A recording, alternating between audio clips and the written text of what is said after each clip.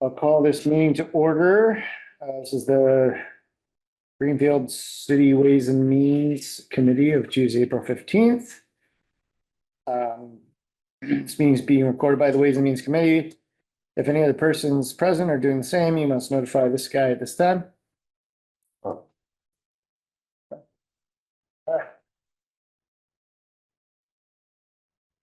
Sweet. We'll do a roll call of members. Councillor Tronzo, that's me. Yeah, I'm here. Councillor Bottomley. Here. Councillor Mastrotero. Here. Councillor Brown. Here. Councillor Perry. Here. Beautiful. We have a full committee. I guess we'll start with the approval of the minutes from March 18th, 2025. Do I have a? So moved. Second. You. Is there a discussion on said minutes? All right, all those in favor of approval? Aye. Thank you all for being in person, makes our lives quicker and easier. Can't tell you how ecstatic I am to be here tonight. And yes, the elephant in the room, this is a fruit roll-up that I took from my children because they didn't want to eat it. So just want to get that out of the way. But we're gonna go to public comment. We have, I think, was it one listed? One. Okay, if you want to come up, Glenn. And then if there's anybody, yep, just leave your hand up and I will get to you after we have the in-person here. And if anybody else ends up throwing their hand up afterwards, we'll get to them subsequently. Thanks. All right, go ahead. Good evening. I'm here tonight as both the citizen of Greenfield and the school committee chair to offer my support to our schools and to advocate for a responsible budget that achieves our mission and meets our students' needs for the programming and services they deserve. With the recent redistricting vote at the school committee's monthly meeting last week, the superintendent is now tasked with reviewing personnel and programming that will meet the needs of students due to the shift. But regardless, the impact of the budget reduction by the mayor will be felt immensely. Underfunding our schools will increase class sizes and reduce resources and supports available to students. Thank you. All right. I saw Stephanie's hand first, so we'll go with you. Go for it. Oh, sorry, I need to. Hi, Stephanie Duclos. I'm a homeowner taxpayer at 166 Chapman Street. I like the budget that the mayor has put through. I do have concerns about possible tax implications due to policy decisions regarding federal funding. I know that the city is very dependent upon those types of funds, and that I hope that when we are passing policy decisions or ordinances or bylaws, that we completely consider the effect it may have on potential tax increases to the 6,000 or so tax-paying property owners here in Greenfield. So when you guys are making these decisions, I know they're hard. Let's keep this based on numbers and not a lot of feelings. Thanks.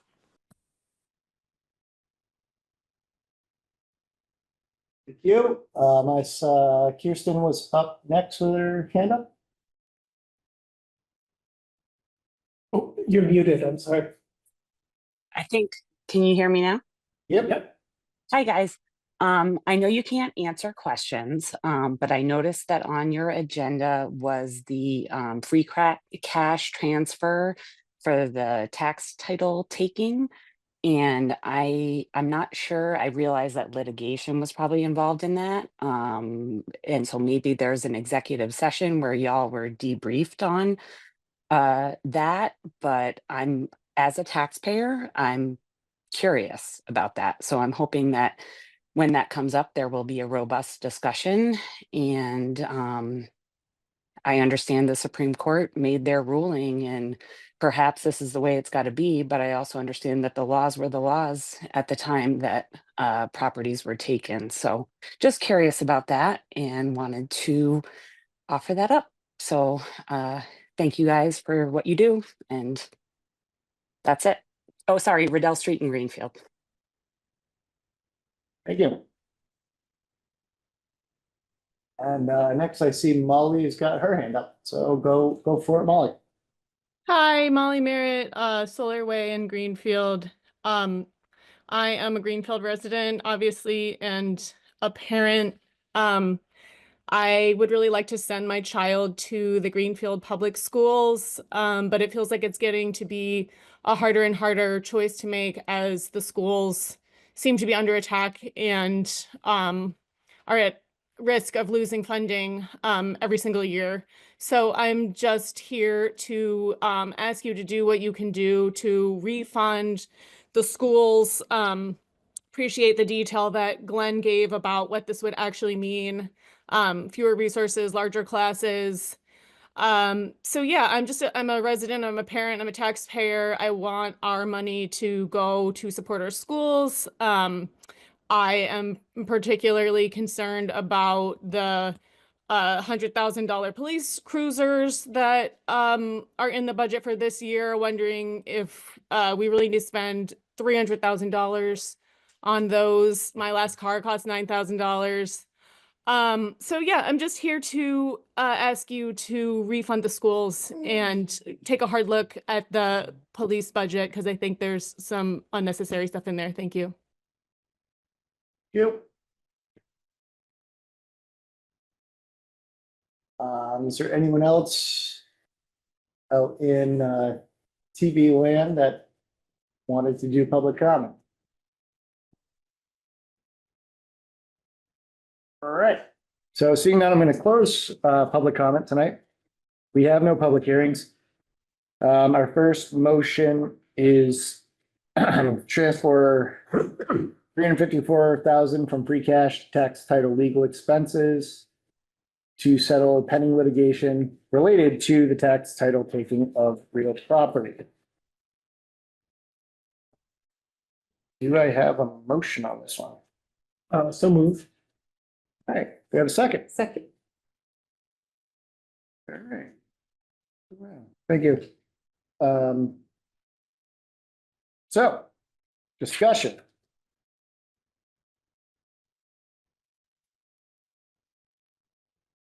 Well, doesn't seem like we have much of a choice. I guess I should probably read this. Yeah. Sorry.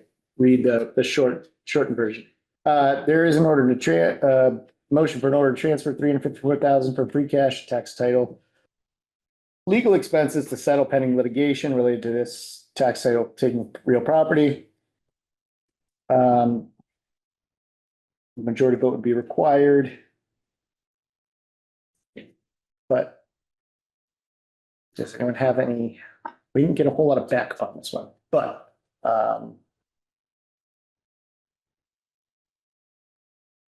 Bill votes for. Yeah, this is a settlement. Mhm. And I don't know if it's proper, right, that to have the mayor address us or to talk at some point or where to leave this, but because we did have an executive session, so, Correct. but my understanding, this is a settlement to pay for the house the city took. Which was we had many city council debates and a lot of public comment on home equity theft. So this just seems like the right thing to do. I don't think we have a choice. I mean, there's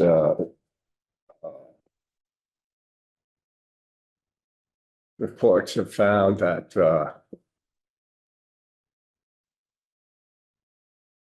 you know how much choice it is. I mean, there's precedent's been set in the courts. So, yeah. All right, I mean, I will say myself, I do agree with what I don't want to speak for her, but I believe what Kirsten was moving at was something that I've said in open session previously was, I don't understand how litigation can happen against something that was legal at the time and then was found to be illegal after the fact. But so I disagree with settling on this at all. I don't think we should be entertaining this at all. And I think I said that even when we were in, if I can say that, in closed session. But however, I also understand that it would probably cost us more than this to fight that battle at state, federal court. And so sometimes you got to pick your battles. And this is definitely not one that I'm glad it's over. I'm glad that there's been a hard line drawn in the sand of when this timeline is going to happen. Again, completely disagree with trying to go back in time, but that's sometimes the way the cookie crumbles, I guess.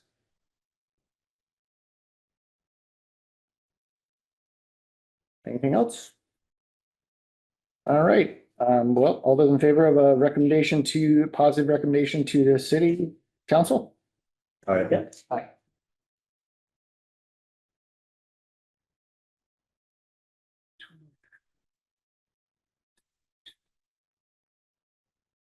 All right, moving on to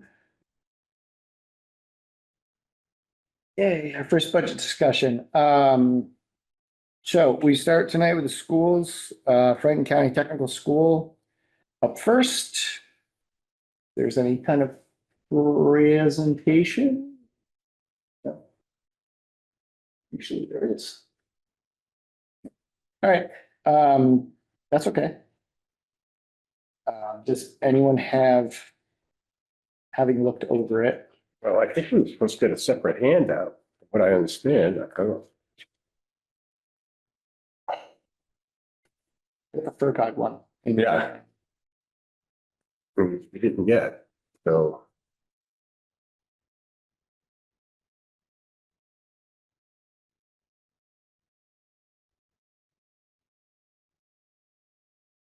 What page you got first? I think there was a separate email. Right, Yes.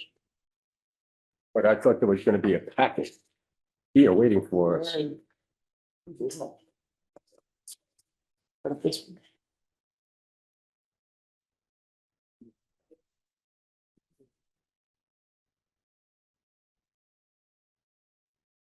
That wasn't it. Separate one too. I don't know if rented it.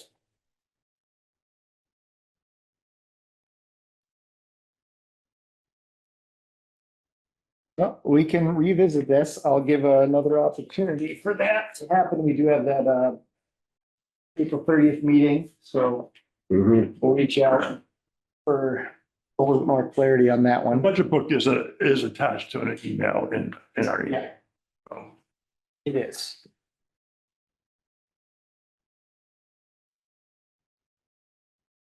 I would like it. I'd like to have the opportunity for questions on it. To be honest with you. Yeah, I think we can probably postpone this to. Yeah. A later meeting. You've got time to incorporate this into the April 30th.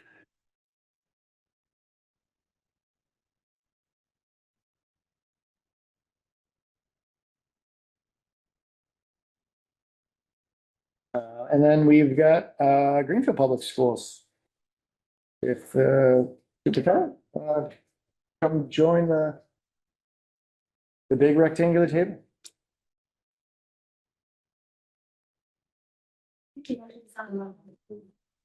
Let's see its name up there. Oh.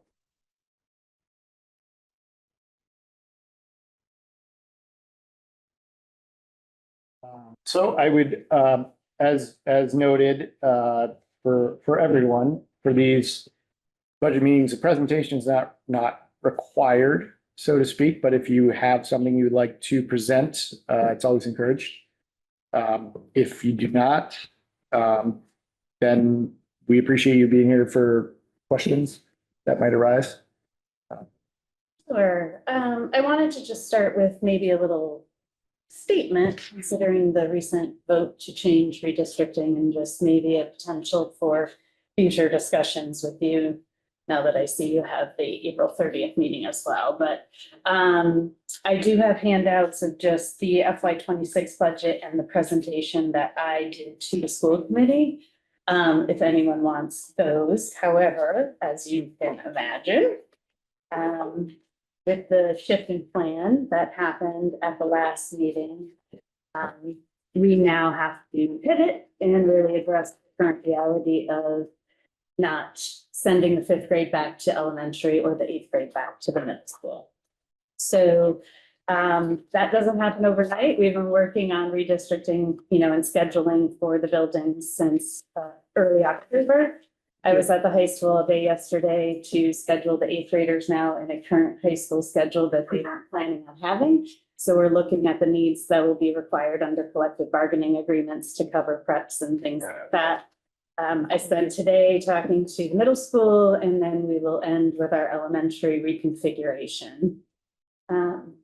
I think it's important to recognize that, the directives originally from the school committee's budget and finance subcommittee, along with the committee as a whole, was really to present the needs-based budget that was originally submitted, and really just providing a whole approach as to what it costs to educate our students in Greenfield. We have certainly a lot of supports and programs in place because we are a district in turnaround and we are under DESE oversight, but we also want to make sure that the experience our kids have is enriching with art, music, field trips, extracurriculars. So the realities are that we are faced with time, energy support, PD personnel that support all of those students' programming and educational experience. And we realize that it is costly. We also recognize that there is a need to be collaborative with the mayor and the city with budgeting and being fiscally responsible. And also the financial constraints that we're all facing with regards to whether or not federal funding will be cut in the future and what that will look like in 2027 and beyond. So we are working to really take a look at the needs that are in place for covering classes and making sure that students have teachers in front of them. We've had recent retirements. Even as of Friday, I've had 2 people submit their retirements. So that always plays into the configuration of what cuts we will have to make instead or not because of those retirements. And really just trying to be mindful of what the needs are at the building base level and what we can cut and live without, but without getting us down to bare bones operationally. With that said, we welcome if you would have us back on the 30th where we could give you the true cuts because we'll have to have a special school committee meeting so that they can see the actual cuts that are going to need to be made and then see where we're at in terms of where we're at with fiscal needs. But I'm happy Andy's online. You do have our line item budget. You have my presentation that was given, which has building-based information, and happy to answer any questions there as well.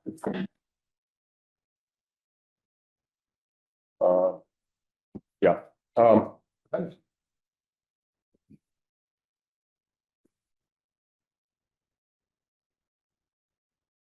I read the school committee policy. And I just want to bring attention to a couple of few items. What policy are you on? Sorry. This is file DBJ, Budget Transfer Authority. In keeping with the need for periodic reconciliation of the school department's budget, the school committee will consider requests for transfers of funds as they are recommended by the superintendent. The committee wishes to be kept abreast of the need of these adjustments so that it may act promptly and expedite financial record keeping for the school district. All funds in the general account not expended by the close of the fiscal year will be returned to the municipality. My question is, when is the last time that's ever happened? Maybe that's a question for, I haven't had a close of the year end yet, so I don't know, but maybe Andy can answer you. Yes, thank you for that question. So, in our monthly reports we provide, I'll deal with the budget transfers first. Budget transfers are presented. I'm sorry, could you speak up a little bit? I want to see if I can.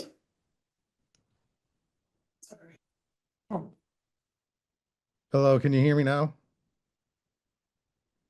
Do you have a mic volume on your end perhaps? I am speaking into a headset.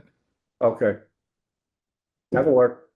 So, every time we do budget transfers, they are included in our monthly reports to the school committee. And so, those are presented as part of that report. As to the funds being turned back to the town, any unexpended funds, the practice has been, when we have been here and prior business managers, Mr. Nemberkow, Mr. Barber, Ms. Gilman, is that we spend the local budget first. And then, so since we've been here, and then I went back and checked those years, all the local appropriation has been fully expended. Well, but this was approved in May of 22. So I guess my question is you guys made your own rules and it doesn't seem like they're being followed. So that's an issue. I guess I don't understand the comment about making our own rules. We're This policy book was made by the school committee. Right. So we expend the local budget first. We charge everything to the local budget.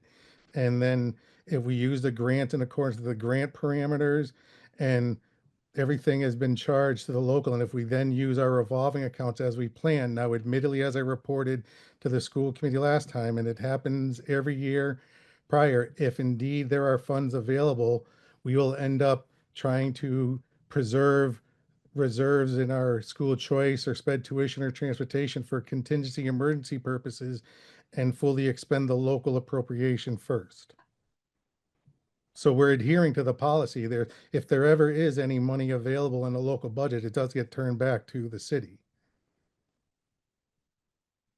So I guess might be an apropos follow-up to that. We're being asked essentially to expend our quote unquote rainy day funds for the schools right now, when the schools have their own rainy day funds that aren't being used first. The rainy day funds for the city, I use that in quotes, would be covering all departments. And I don't think it's fiscally appropriate to be year after year trying to always spend down any rainy day funds we have for one particular department. Now, don't get me wrong. I don't want anybody mincing my words that I don't care about schools. I deeply care about schools. I've been a big proponent of it since I got here, and even before my kids are in the school system as well. But there hasn't been another department that's asked in the same way. And I've been here 4 years on Ways and Means. And every year, it's the same department that's asking for it. And I get it. It's tough. It's tough for everybody. It's not an easy job. But to end up finding out, to see some balances on these accounts that are, for lack of a better word, slush funds, that aren't being expended first.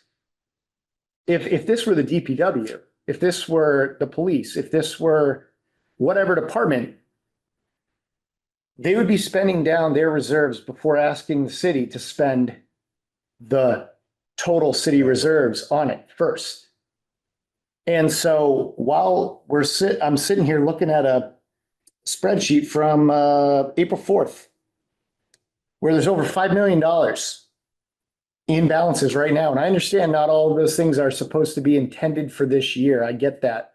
There is forward funding with state money that is anticipated for future years. However, when looking back at the balances from the last 3 years and seeing that that money hasn't been spent down and all that it's doing is increasing and accruing, why is that money not being allocated first to cover these shortfalls, if you will, that are being asked in the budget? That being my first question. The other part, we're really looking for a level services budget. I know it was asked before, and I think it's really incumbent for that to get to us as soon as possible, because we haven't seen what that would look like. And that was asked back in November. And I think that's really important for us to get as soon as possible. We are going to be voting on the budget within the next month or so. And again, I didn't plan on having the April 30th meeting be a continuation of things like this, but if we have to, we have to. That was originally intended to be our final meeting on budget before we go to full council and deliberations and all that. But I certainly, we've got time. We've got time to make those changes and address those concerns. If that type of budget can be delivered to us with those adjustments, and as you stated, Superintendent, especially now that there are going to be changes to what was perceived when the budget was originally submitted. I think that any of those adjustments that could be presented as soon as you can, but definitely before, and it would be nice to get them before the 30th so that we do have time to review it before we can discuss it on the 30th. So if that can be done, that'd be great. But I guess to go back to the other one, why are the rainy day funds of the schools not being utilized prior to asking for rainy day funds from the city to be used for the schools? We are using some of the reserves, and some of the other reserves have specific applications that we have to use them for. So, in our budget proposals with the different configurations, we were using up to, just looking here, approximately 500,000 out of reserves in the budget that we have configured because we could not cover the 1.889 without doing so. So there are some that aren't reflected in that actual spreadsheet that you have in front of you that we brought to the school committee because it will be necessary there. I mean, Sure. With that kind of a cut, there is absolutely going to have to be reserves used. Is there a reason why there's not more of that being used? So, because the reason I say this is I don't think a lot of folks out there, we get emails from people, and I get it. It's nobody wants to cut from the schools, right? Nobody does. They want us to cut from all these other things. They think we shouldn't have police cars and things like that. And it's like they don't understand the different pockets of money and what they're there for and what is required for infrastructure across the entire city. It's not just one department. And though the schools being close to half of the entire budget, it doesn't mean that, sorry, folks, everyone else, every other department needs to suffer for it. And like I said, I'm not. Well, every department's got that. Every department. And there's a lot of places where, if you look at it, there's some increases in some departments. Well, those increases are small at best, and some of them are making up for those other departments that gotten cut in previous years. So it's not really an increase. I said this to someone else the other day. I said, if I'm making $25 an hour and then all of a sudden my pay gets cut to 20, And then the next year you give me a 250 raise. I didn't make any money. I'm still cut, right? Like a lot of departments have had to face this throughout the years. And so there's a little bit of like clawing back out of, you know, the hole that was given to them in previous years. So I just want it to be clear that this isn't any sort of attack on the school department. This isn't, none of these budget numbers are tended to be, and I hate it every year when we do this, it becomes like a department versus department, like butting heads. And it's like, that's not how, you know, the entire budget is supposed to be created. Everyone has to, you know, work together, and there's going to be cuts in certain places, and there's ways we can fill those. And so with having, the reason I say it is 500,000, that'll cover some things, but there's another 4.5 million in there.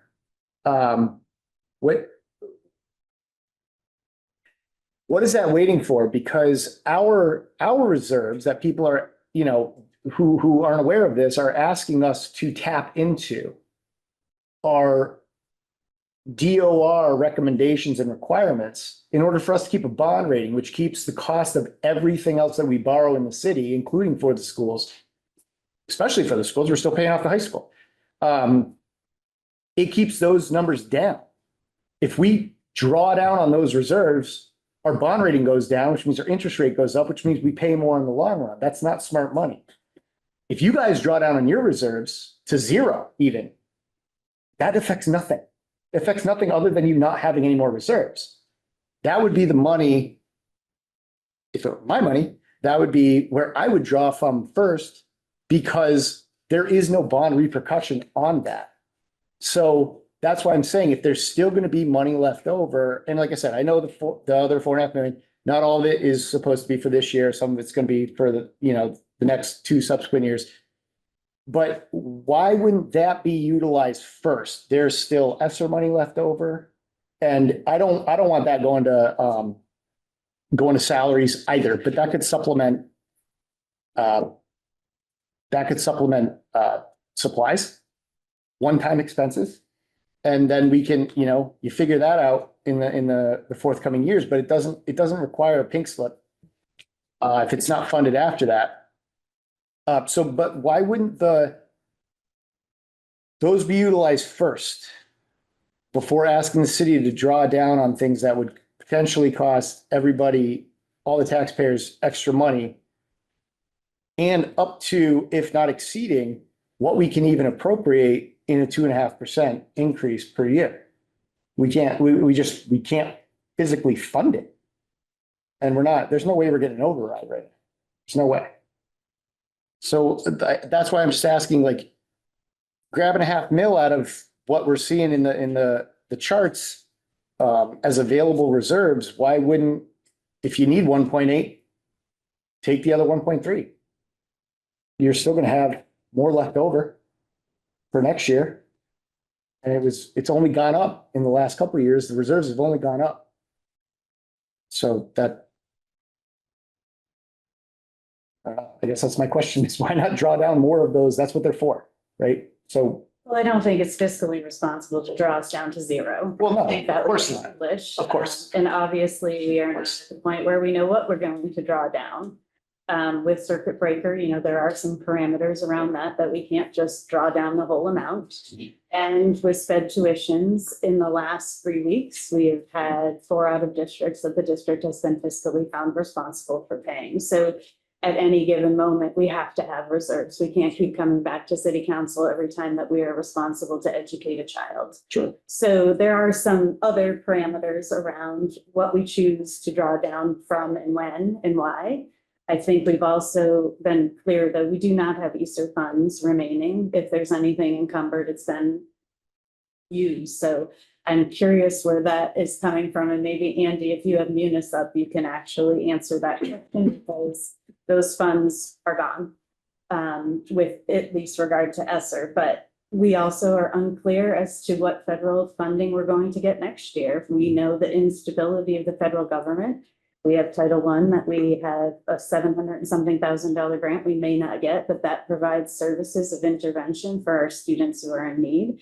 And to not have reserves if we don't have those funds next year will put us in an even worse position. So what we have all agreed to and what we acknowledge is this redistricting and the potential of thinking differently about what buildings we open and not open in 2026 have given us opportunities to see where we can cut that won't be impactful on our students.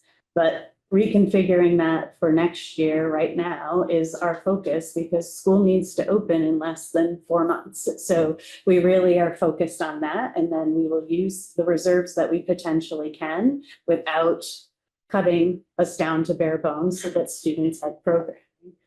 I'm not saying we shouldn't use some funding, but I'm not saying we're going to zero out our accounts just to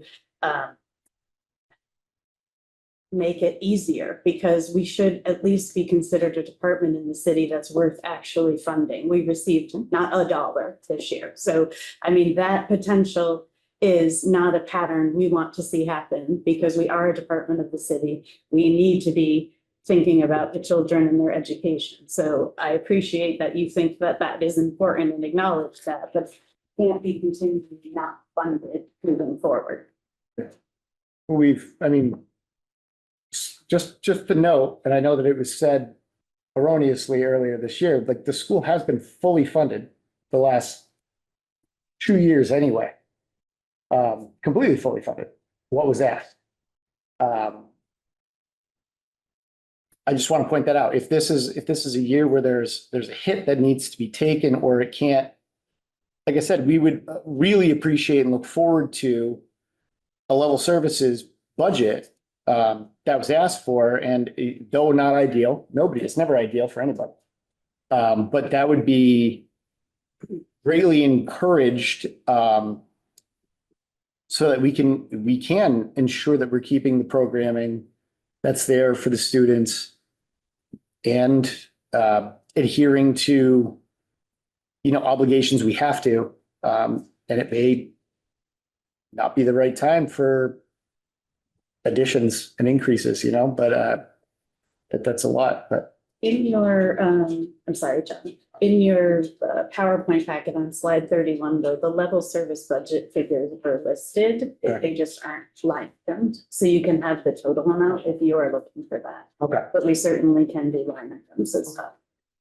That would be cool. Yeah. I would love to start talking about some specific dollars since that's why we're here. And you mentioned the SPED tuition fund. So I'd like to talk about these revolving accounts because you just mentioned how you use these funds. So it's really important to note in count 1504, which is SPED tuition. You're talking about you utilize these accounts.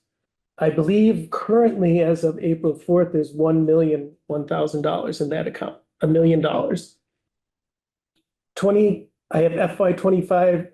I have to look at the sheet to confirm it, but it looks like you maybe spent 3,000 of that.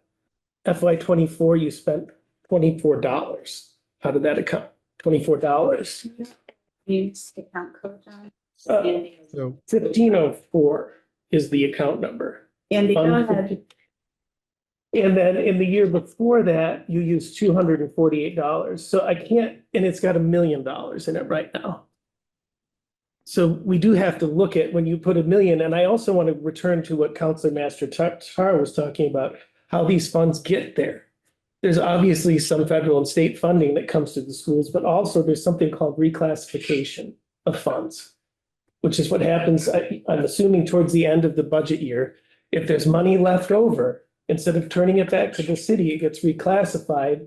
And some of that gets put into these accounts, which over the last several years has been millions of dollars.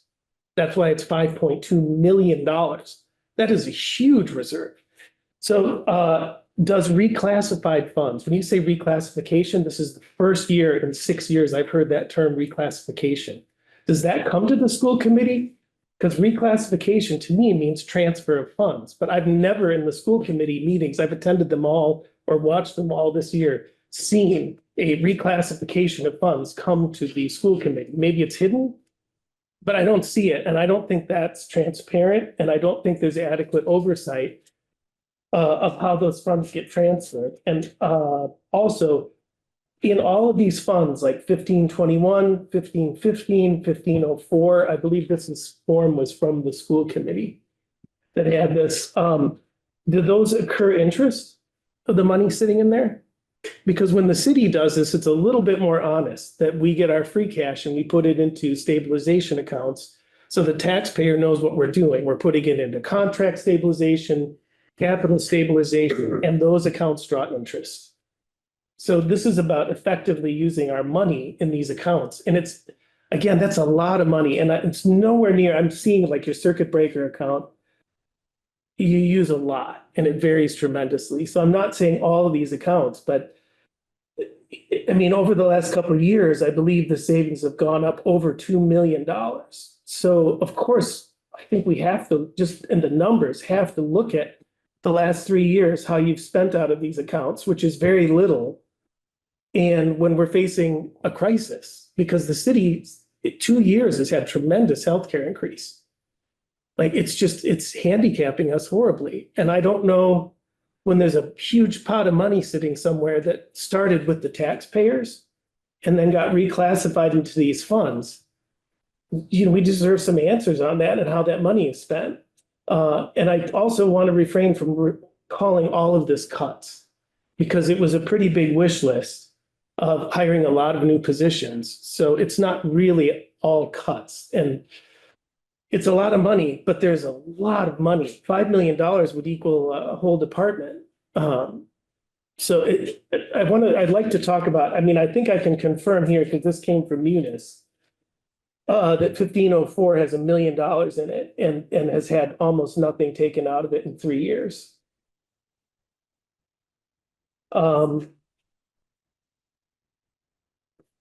1523, which is the transportation revolving, is another one that has the balance has gone up tremendously. Let me see, 1523 is $1,003,000 in it right now. I think Andy's trying to answer. Okay, okay, But I'm not great. sure if he actually. So Yeah, I'll stop talking. No, that's Sorry. okay. He was just saying, can we hear him? So. So to walk through, I think we all agree as far as taking the circuit breaker off the table because has specific parameters as to its use and the statutorily allowed balances that we can carry over. Is that a safe statement to say? Yeah, Yes. Okay. The sped tuition revolving account. Well, first also I wanted to deal as far as the interest earned. I would have to defer to the treasurer as to whether or not they pool these accounts and any interest, if it were earned, would go back to the general fund. But I do not believe that these are interest bearing. And if it was, it wouldn't come to the schools. But we would need to check with the treasurer on that. I'm 99% sure that if there are interest earned, it would go to the general fund. Regarding the sped tuition revolving account, when we build the budget and even prior business administrators, we've used what's called the all funds approach, where we take into consideration the other funding sources. The accounting for it ends up occurring rather than say whether it's periodic journal entry throughout the year. The practice has been with the city finance department and the business office would be come end of the year, do the moving of the expenses to those revolving accounts. So right now, the plan for FY25 on that sped tuition was built with using $703,934 of that sped tuition revolving account. Those expenses are going to be moved come end of the year to use those funds, all things being equal, that they would be needed. Same with the school choice. School choice, the budget was built with the projected of using $300,000 for FY25. Again, come end of the year is when we do those normal entries, and we're just going on the past practice that has been in place since when Miss Gilman was the business manager, when we've been there previously, when Mr. Barber was the business manager, when Mr. Nemberkow was the business manager. So that's been the accounting practice of doing these reclassifications. There's nothing, I'm going to say, quote unquote, disingenuous about it. It is a practice that is allowed and is done across the state. Regarding the transportation revolving account, we had reported out that we got a credit due to billing errors done by the provider. So we are generating revenue, but we are using that for FY26. The FY26 budget is planned on using $400,000 of that transportation revolving account. And so when we look at those are our, for lack of a better phrase, the school equivalent of the free cash, the rainy day fund, the school choice, circuit breaker, sped tuition, transportation revolving account. The plan from FY25 to FY26 is going to reduce those funds available by 27% overall with our projected budget as of right now. And as Superintendent Pattenout has said, you know, we're now going back and revisiting where those funds are going to be used even more once it is that we have the meeting with the Budget Finance Subcommittee, School Committee to determine where is it that the ultimate budget is going to lie with where we know now what is being recommended. So it's there for a purpose. I understand the concerns. The reason why historically the balances have occurred really can boil down to three things: ESER 1, ESER 2, and ESER 3. Those grants, when we received them, they were designed, as I shared with the school committee as a reminder, they were given to school districts to address the learning loss and other things that came out of COVID that were underlying in the schools even prior to the pandemic. But one of the offshoots of the ESER funding that they said was they want districts to use the ESER funding so that it could then create and not have to use their normal reserve accounts, however you want to rephrase it, so that when those funds go away, you have those funds available to you to use for continuation of addressing learning loss and the things that came to light out of the pandemic. So we would be having a different discussion here because come end of the year last year, we had balances in the ESER funds where if nobody wants to turn back money to the federal government. So we did, which was allowed of amending the ESER grant to use those and fully expend it to, yes, indeed, build up these accounts to then use in the future, where, as I'm saying, 27% reduction in our balances is our plan for FY25 to the end of FY26.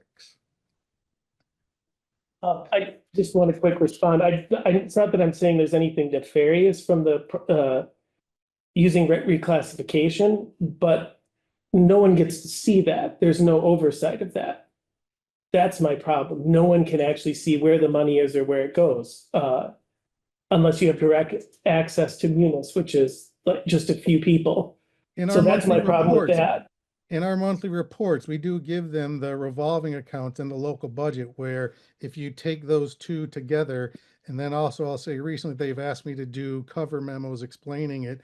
I'm always up for trying to make it more transparent, but if they look at those two reports, they would see what's been expended and what's been collected as far as the revenues generated, both in the revolving account report and the Munis report that we share with them for the local budget. Would you consider bringing your reclassification amounts from what account to what account it's going into to the school committee? I just feel like someone needs to see that. I would have to defer. I guess that would be a question for the Okay. budget subcommittee. Yeah, no, I'm sorry. These are just questions He's I probably have. sitting there going, I don't think that's a me decision. Because we just find these things and we keep finding hidden accounts or hidden whatever your word you want to use that become secret. And it's just frustrating after 6 years to not know what the heck's going on. And also, if you have these accounts, these balances have gone up so much. Again, where are your financial policies? What should the appropriate balance of these should be? Because the city has recommended balances from the state for each of these funds that's recommended. And I haven't seen any policy on what those balances should be. And again, you talk about your prediction, but I mean, how are we supposed to just believe suddenly we're looking at these accounts and now you're saying, oh yeah, we're going to spend them all? Like, I just don't, I mean, we're looking at the past 3 years and we're seeing very little expenditure out of these. So I'm not sure that I believe the credibility of those numbers. Well, I'm gonna ask for that not to be the tone here, John, only because Easter was our saving grace. And Easter 1, Easter 2, and Easter 3, I believe, Andy, altogether was almost $5 million for the district over the last 2 Sure, years. yeah, Right. yeah. So that allowed for us to actually build up savings, which was the purpose of that. The word's nefarious, no one has oversight and no one is watching any of this is, I think, a little far reaching because we do this reports. School committee has access to anything they want to have access to, and Andy will answer any questions for anyone. So if they want to take up a new policy and add the reclass, that certainly would be something the subcommittee policy could be. I just want to be really clear that you have choices. And if they're horrible choices, I'm not saying it's great. The city had horrible choices. I have a list of every single expense department. That's a whole list of expenses from every department in the city that was cut in this budget. And there's $5.2 million, of which some of that is circuit breaker. And I know that there's a complex array, but you have choices to spend that. That's all I want the public to know. These are choices instead of gutting the city to try to come up with, and also there is some exaggeration going on of talking about cutting, I've heard possible cuts of extracurricular programs, strings for kids, all these sort of things that I don't know. It just feels like it's targeting the emotional target when 5.2 million, it's millions of dollars sitting there that you could use, and also it's a little disingenuous to say you planned all those savings. Like I said, the city, when it receives these funds, knows, they tell it to the public. Every year we go through, it's going to stabilization, it's going to this, it's going to this. We're loosely calling these rainy day funds, but the normal human doesn't really know all the laws that apply to school choice, circuit breakers, sped tuition, transportation, revolving, except that they've gone up a ton and you haven't used a lot of them for the past 3 years. So we could have the specific dollar amounts, but you're saying you haven't used a lot of this money that's sitting there to build up for what and how much. So those would involve planning and I think some strategic numbers rather than just saying we used it and we're just saving up a pile of money. I don't think anyone said that. I think we've said that we're looking at what's happening and there will be cuts. Like $2 million is a huge hit to the schools. But we also are thinking about 2026 and what can we afford to cut now? Because it will prepare us for less cuts in 2027. And we want to be fiscally responsible as well. We don't want to just say, okay, every year we're going to use all of our savings to meet the budget that we thought redistricting was being built around, which is no longer the case. And I think that we have understood that we have a 7.97 request that is not being met. And we are looking at what we can do to meet the 1.889 reduction without decimating any programs, without cutting our extracurriculars. So I don't know the rumors that you are alluding to because at no time have we specifically identified what's actually being cut because less than 4 days ago, the plan has changed. So now all of the things that I thought we were doing, we aren't doing anymore. So with all due respect, I don't know who's actually making those decisions in the public when we haven't actually made those decisions internally and presented them to a school committee. So we are trying not to affect the experience of our students, and we're trying to make sure that they still enjoy and have a wonderful and fruitful education in Greenfield Public Schools. And if that requires that we're using more of our savings, then we will look at that as well. The other question I had is the mayor had sent out an email requesting level funding. I'm just wondering, I mean, did you consider that? Did you look for any efficiencies in departments? Again, because there's a whole list of departments that had cuts. And did you look for any accounts that maybe had, because I didn't see in your budget meeting any reduction, like departments normally come up with something. They find a few thousand here, a few thousand there. But it was a pretty large increase. So I may need your background on that. Well, the background is that the Budget and Finance Subcommittee directed me to do a needs-based budget. So after the input, they spent months meeting with family groups, CPAC, LPAC, PTOs, They spent time having open houses, wanting to know what parents wanted to see in their students' education. And that is what they were directing me to build the budget around. So while I appreciate that the November email went out there, we did present a level service, which still would have been a 5.4% increase, I believe, is what's on. I don't know if you have that in front of you. And that still would have been an increase over. We have collective bargaining agreements that we have to abide by with people's salaries and the increases that they have. We have things that obviously increases are going to be expected, but I was doing what we were directed to do by the school committee, which oversees the school's budget. And I do have questions. Sorry, I don't mean to keep going on. Well, go A ahead. question about the school committee and how they do the budget, because I've watched every school committee this year. And when we do our budget, we talk to every single department head. And we ask questions of each department head. And in the past, I've been told that principals would come and the school committee could do like we do, and they could go down by school and they could ask questions of principals. So that it felt like there was actually a true review of the budget and questions being asked, because it just didn't really come off that way. And maybe people are just reading it, but there were no public questions. Like, for instance, nobody even asked, like, what does increasing 7 teachers, how much does that cost? Like, there was not a single question asked about any expense in that budget. Are you asking why the school committee didn't ask those questions? Or are you asking why the principals weren't put on? Either one, or why we do this, why I've we been don't here do that. 16 years. I was a principal for 7 of those, and I never had to actually sit before a school committee. It's always been the school superintendent who oversees the departments, which is what we did this year. Starting in October, we meet with every department head, every building principal, and we go through their cost center and see what they need and what we can cut, or what did we spend on supplies last year? What did we spend on field trips last year? Are those line item deficiencies where we can cost save at some point? So I've never seen them go before the school committee, because that would be, they could question me. So I don't recall that ever happening in the history of my time in Greenfield. Yeah, thanks for your patience. I got transportation questions. First, I'd like to have you help me interpret. Where are you? This is page 6 of the spreadsheet. Down the bottom, purple. That's why I want purple tonight. So. I know. Yeah. Page, yeah.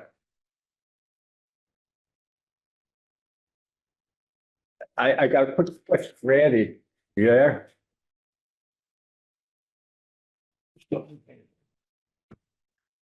Andy, you're on mute if you think you're talking. Sorry, I'm just pulling up the That's- spreadsheet while I'm trying to multitask. Go ahead. Sorry, sir. Yeah, you mentioned that 400,000 was a credit.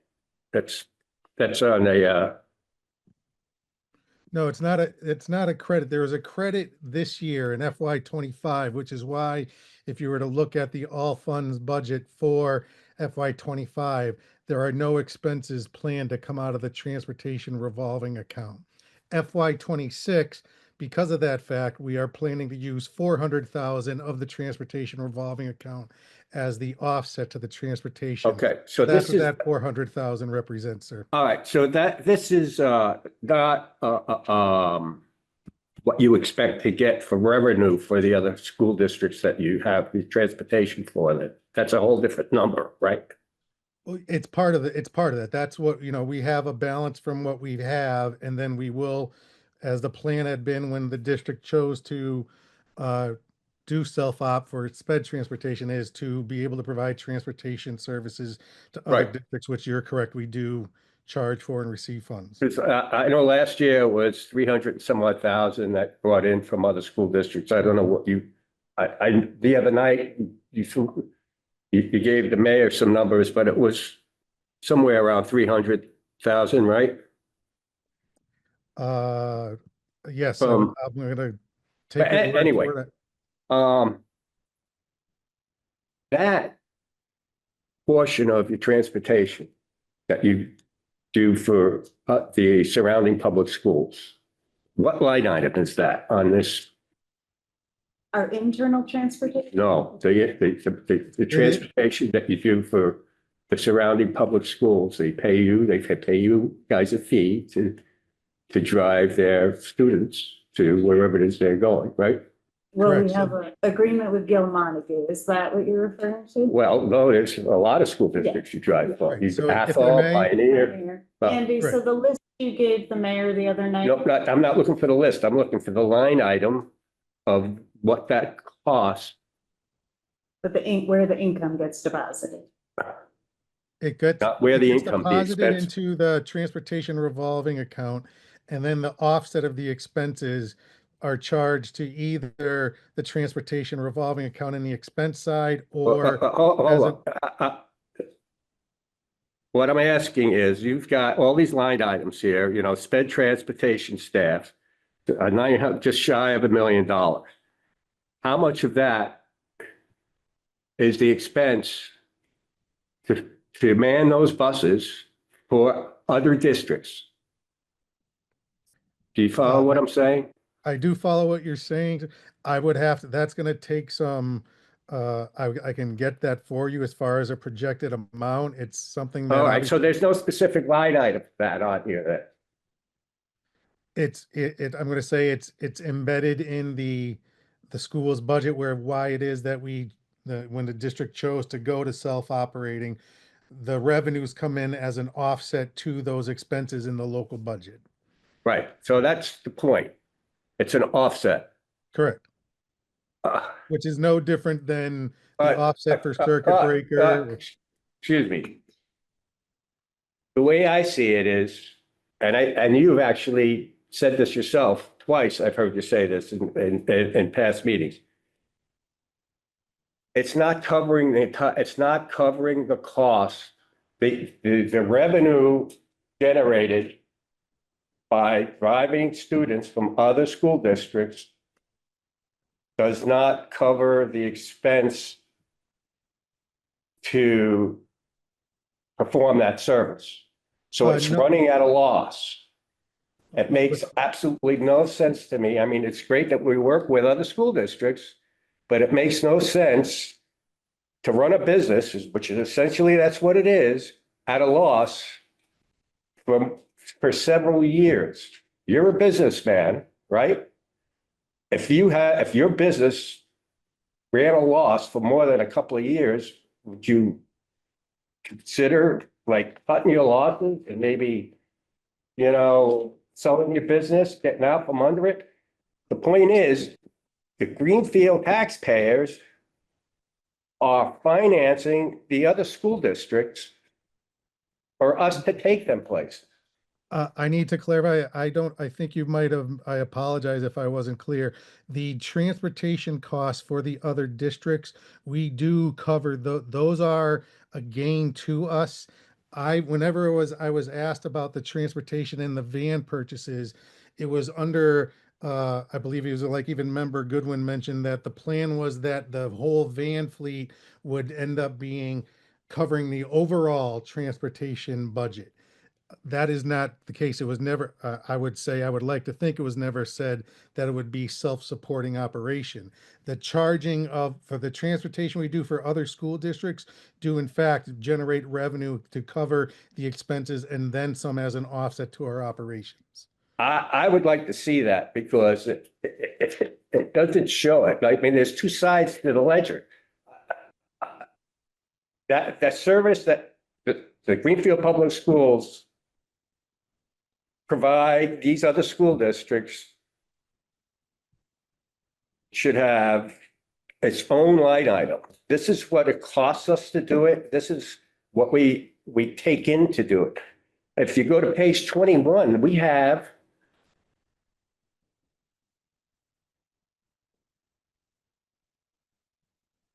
like 20 some odd bus routes. Currently are 14. I checked before I came. Well, these are all the same number, 133351130. That's a code for these bus drivers, correct? We have many vacancies. We currently employ 14 drivers. Okay, but this is, these salaries are listed, these like, are in your proposed budget? All these salaries? Because we currently need them, but they're vacant. So. And our transportation does cover students of Greenfield. I understand that. Okay, I just want that understand To it. be clear that What, no, I people get are it. watching this, that we are not just transporting students that are not Greenfield Public Schools. I understand. That's why I specifically asked for what the costs to transport those students and how much we get to do it. And what's the formula? I mean, do you charge by the mile? Is there a flat fee? Is the maintenance of the vehicles included in your overhead? I mean, you're running a business. And again, there's two sides to the ledger, and I'd like to see if in fact the Greenfield taxpayers are financing these schools, because if you're running at a loss, it may not be a huge loss, but nevertheless, our taxpayers are paying for these other school districts. They should be very grateful to us. And the other question I have is, are the bus drivers, I know they're union drivers, right? Are they benefited positions? Okay, so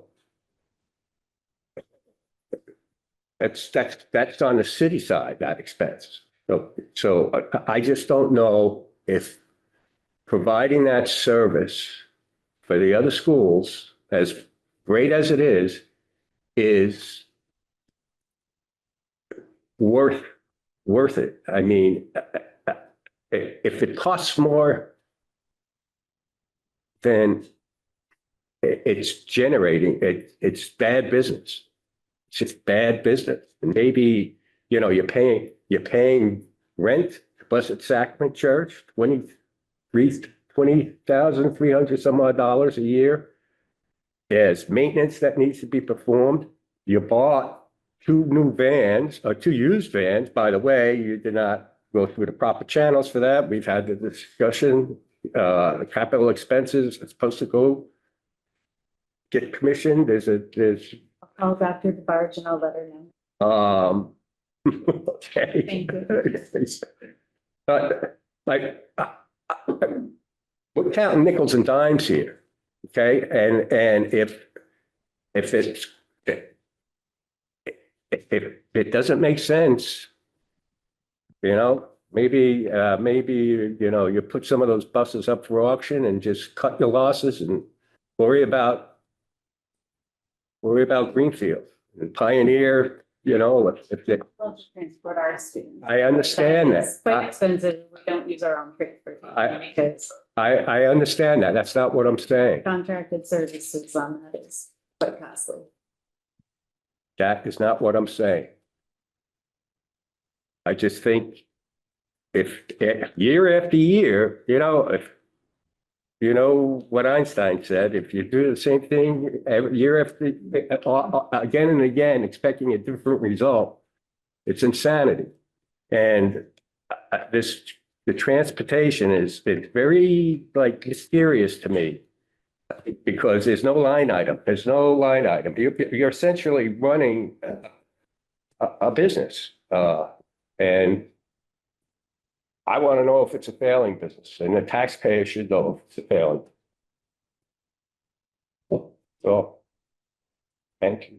I'm gonna piggyback on that one just for a minute. And Andy, maybe you can tell me, you said we got a credit this year because of an erroneous thing. I remember that vaguely. Do you remember how much that was for? You give me 1 second, sir. Sure. Someone else said, "Don't call me sir, I work for a living." I was in a newspaper.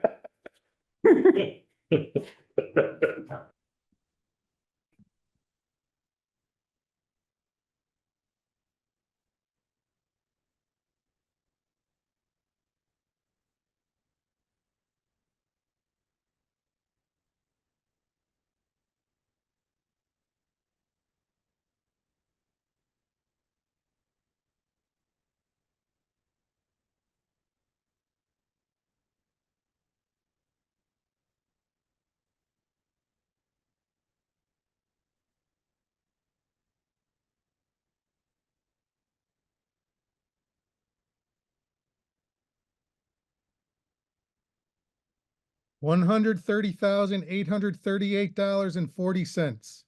And so that was applied for this fiscal year, correct? FY 25, correct? Okay. So my question is, I'm seeing we started the year with $750,000. We've generated almost 300 in revenue. We've expended 15,000. Now, taking into account that 100 and change you were talking about, we're still operating in that avenue at a positive. And I know that we use some of that, and I know you were saying our projection for next year might be higher, but what would be the reason for that projection to be used if we already had a huge balance to start the year? And even with the credit we got, we're still gaining more into that account. So what is going to make next year so different when we haven't expended out of that account, it seems like, for a number of years? I think I'm going to answer it this way, in the sense of we are in thinking ahead. The plan is, since we got that credit and when the final credit was determined and when we are building the FY 25 budget, it was planned to anticipate using that for subsequent years, because of the fact that overall with the transportation contract for the bid, we saw a significant increase. So we wanted to have that available in future years, which is why we're using 400,000 for FY 26. Okay.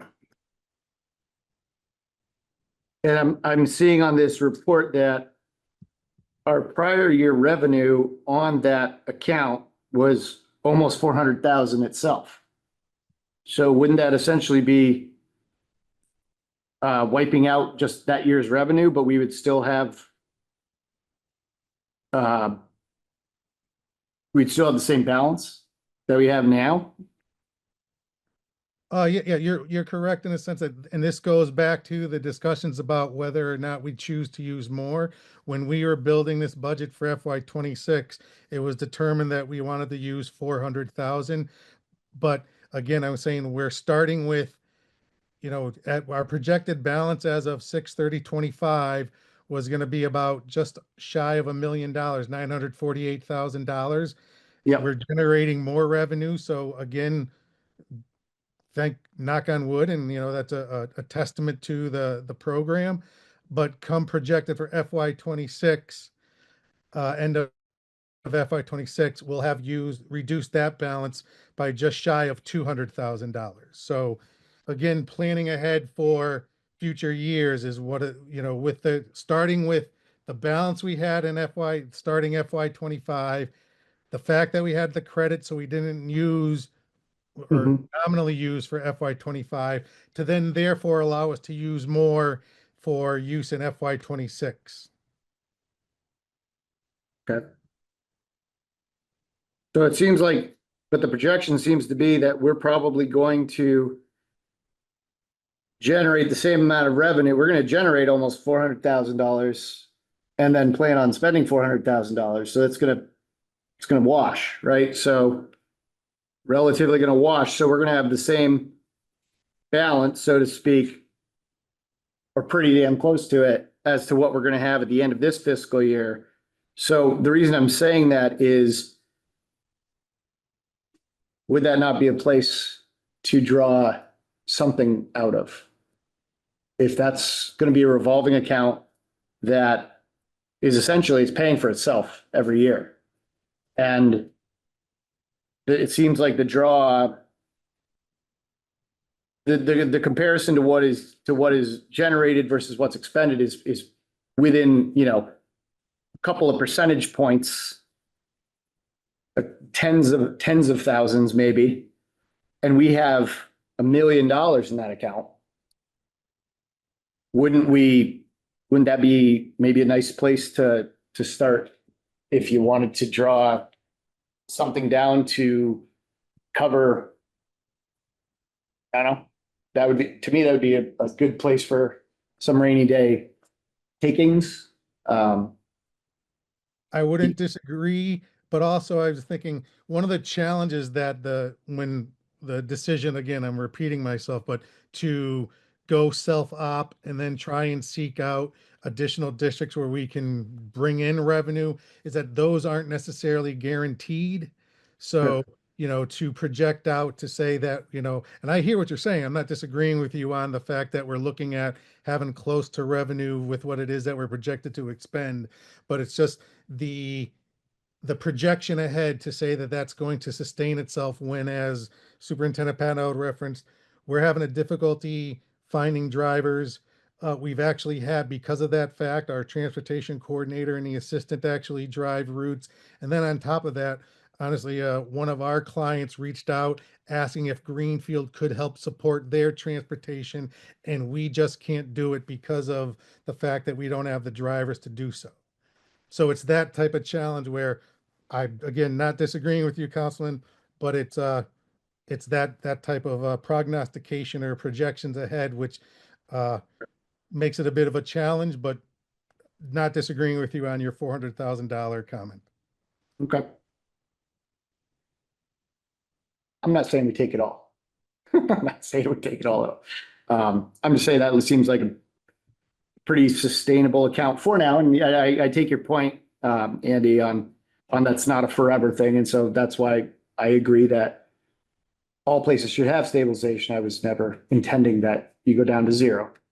But even if we didn't have, let's just say, some of the revenue from doing other areas and we were losing 100,000 a year, that would take us 10 years to drain that account.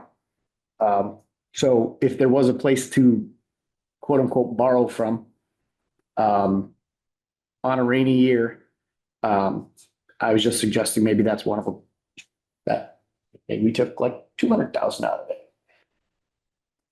It would still sustain itself for at least another 8 years or what have you. But anyway, that's my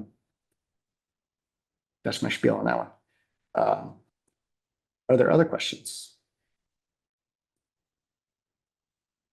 Won't be popular for this one, but You thought this was gonna be a popular? back in 2021, the administrative costs that I was adding up were 1.2 million. And in going through it, the 2026 budget is close to 3 million. So I don't know why such a huge increase in administration in 6 years. Sorry. And I'm taking this, about 1.5 million came off the basic budget and then included off that we're trying to find special ed administration, custodial supervisor, head nurse, tech director. There's an administrative expense allowance, there's business administration, contracted services, and transportation director, which were all not part of the 1.5 that I could find on the. So I don't know, that just seems like a lot. Post-COVID, suspension laws changed and we have to do alternative measures and then there's responsible instituting alternative measures, which requires more legwork and boots on the ground with behaviors and social emotional needs. We are a district in turnaround and we are in oversight with the statewide system of support. We are a district that is under tiered focus monitoring with regard to our ELL programming and under the DESE oversight. We are a district that is under a DESE coordinated program review for our special education, and we are in needs assistance, which requires legwork of administration and additional tasks to be undertaken. We have 3 subgroups that are underperforming, And we need oversight on that data and seeing where they are performing. We have a ninth grade course failure rate that is above the state average, and we need to start programming and having those administrators to do a lot of that legwork. A lot of things post-COVID also increased with regards to, we were talking all in the fall when I first started with the behaviors at the high school and the potential return of an SRO. And those administrators actually are the people that deal with those behaviors on a daily basis and have to navigate all of the situations that are occurring. That does not mean for a minute, though, that we are not looking there first for cuts, because we want student-facing positions to be what remains. And we understand that if we do have to take a hit in the administration arena, that is something that we're willing to do so that those student-facing positions remain. So I don't want people to think that we're not thinking about every potential cut. I appreciate that. Yeah, that's good to hear. There's just a couple observations from me. We're all in the same ship. So it doesn't matter where you are in the ship if the ship sinks. It's great if the school is doing great, but if the cops can't get there to confront an incident going on, then what's the point? The fire department can't get there to put a fire out because they're understaffed, then what's the point? If the buses are tied up because the roads can't get fixed, then what's the point? So that's, we've gotten 25 emails in the last day and a half. And we all know what they're saying, and that came from somewhere. And you said a few minutes ago that you guys can't control rumors. That's true, but you can knock them down when stuff happens. The youth legislation thing on Thursday was a wonderful experience. It was great to sit there and hear these kids talk, but there was someone in a position of authority and power telling the kids in that room, we're going to be cutting your sports, no more music, no. That was not the place for this person to be talking about that stuff to the kids, and I only heard it kind of after the fact by a third source, so I can't really confirm it, but that's what I was told as I was walking out. And that was just inappropriate, and that's how rumors start and how rumors fester. And when we have these lobbying campaigns with the same emails, the same talking points, it's just very frustrating to hear that. I'm just filling the seat until the end of the year. I've only been here less than 2 years, but I can see how frustrated people can get and how people can just throw in the towel because it's always us versus them and this versus that. And what about us? And we don't think big picture, and someone pays the price at the end. And the only thing I'll say from the youth thing, which was great, the thing I heard from the kids, I sat through the substance group one twice. And the thing I heard from the kids was, and I hate to say this, but I'm going to say it because it was said by more at least 8 kids. They don't trust administration. They don't feel like they're heard by the administration. They don't sense that, they matter to the administration. And I turned to the guy who was chairing the group. And I said, there's a real disconnect here. Are you going to take this back to your bosses? And he said, yes, I will do that. But to me, that's scary because that's all I've been hearing for the last 3-4 years, administration. Well, if there's a disconnect between the kids and the administration, there's a real problem. So the money part is tough, but it's tough for that guy. And it's tough for everybody in the city. It's tough. I'm used to crisis management. I've come from places where crisis management is just a thing you do. And I don't sense that there's a real sense of crisis by some of the players in this town. They're just hoping for a miracle to happen, or they're waiting for someone to bail them out. And I think we have to do a better job all around of dealing with the crisis that we're facing.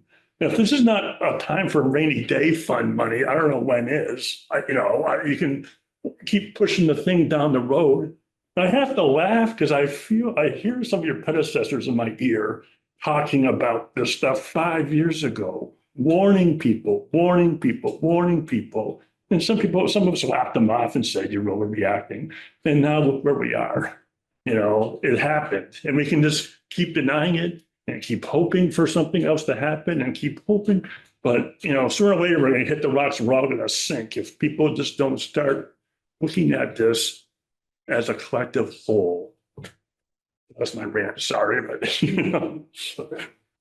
I'm not a money expert. I trust people. I trust department heads to come and do their due diligence and do the best they can. And I trust the people in positions of authority and experience to tell the truth and be honest and be open. And that's all I can hope for. Until someone tells me, or I see that someone lied to my face, I have to trust people.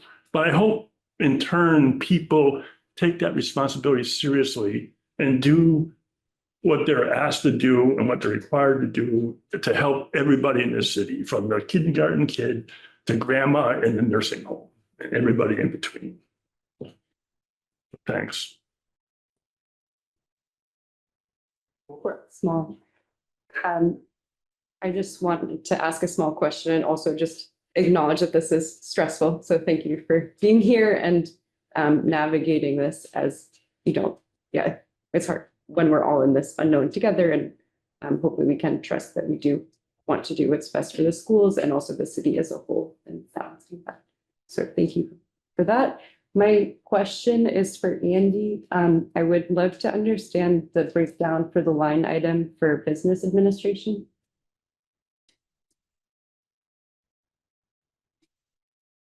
You have to, Sarah, the other. It's You're just to type it in. I just have it on the budget sheet. I don't know. Sure. The business administration is the assistant business manager, the accounts payable, accounting assistant, the human resource payroll person, and the assistant to that business office, the payroll position as well. And how much of that is your salary? That's not in that line. Oh, okay. That's in the contracted services line. Where and what number is that, and what is It's that? one below it. If you're in the spreadsheet, it's the 13411210 5200. Where's Page 7, John. Thank you. Sorry. Oh my gosh, I can't read that second white line and then right below it. so?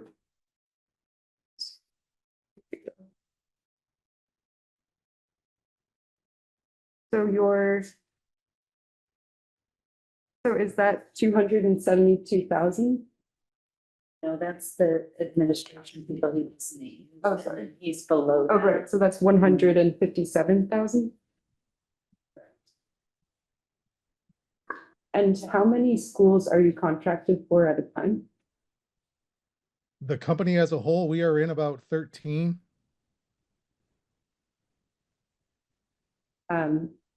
Or how many schools are you paid for? Say that again. He covers the whole district. Okay. Is that what you're asking? It's Let me try and explain it this way. When districts hire us, they're not hiring the person that is sitting in the office whatever days a week that the district requires the person to be there for.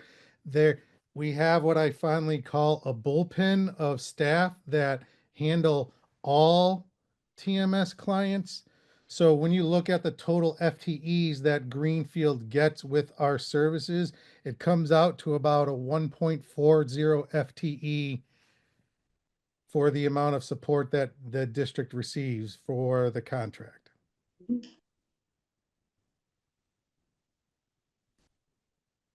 okay, thank you.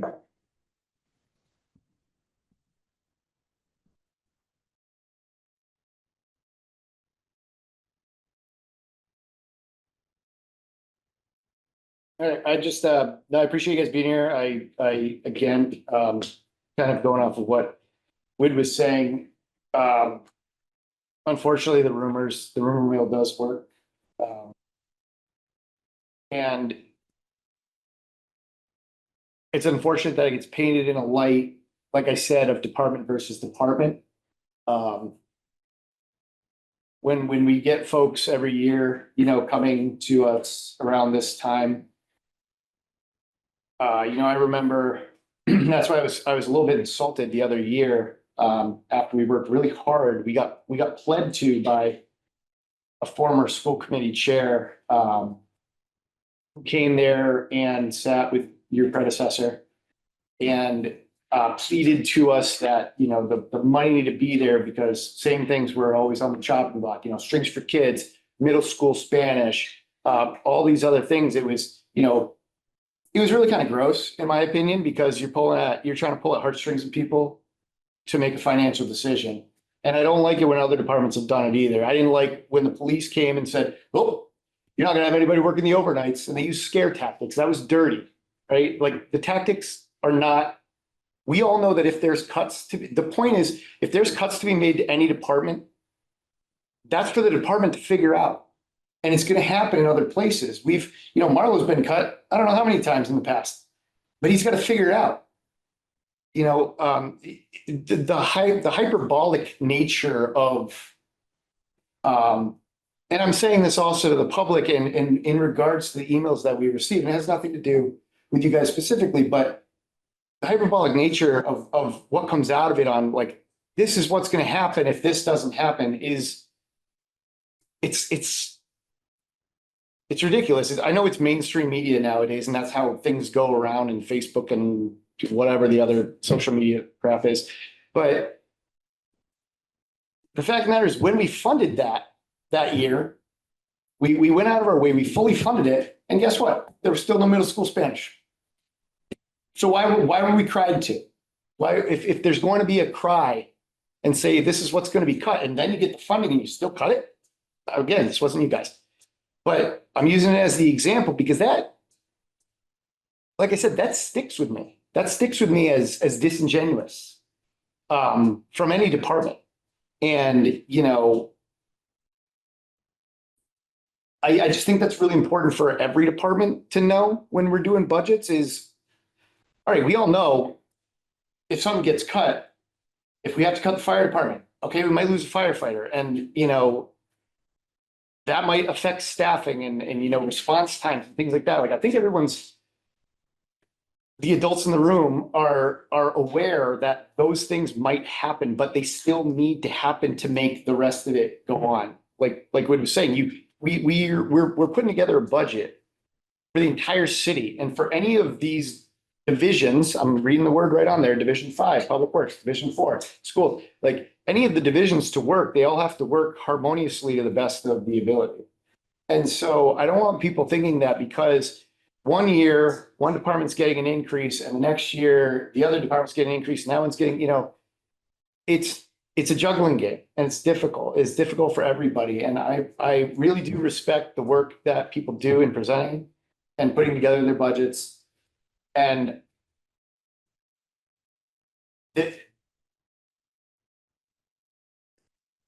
what we can't expect is that, and I'm only saying this because, like I said at the beginning, it's a difficult department because it is about kids.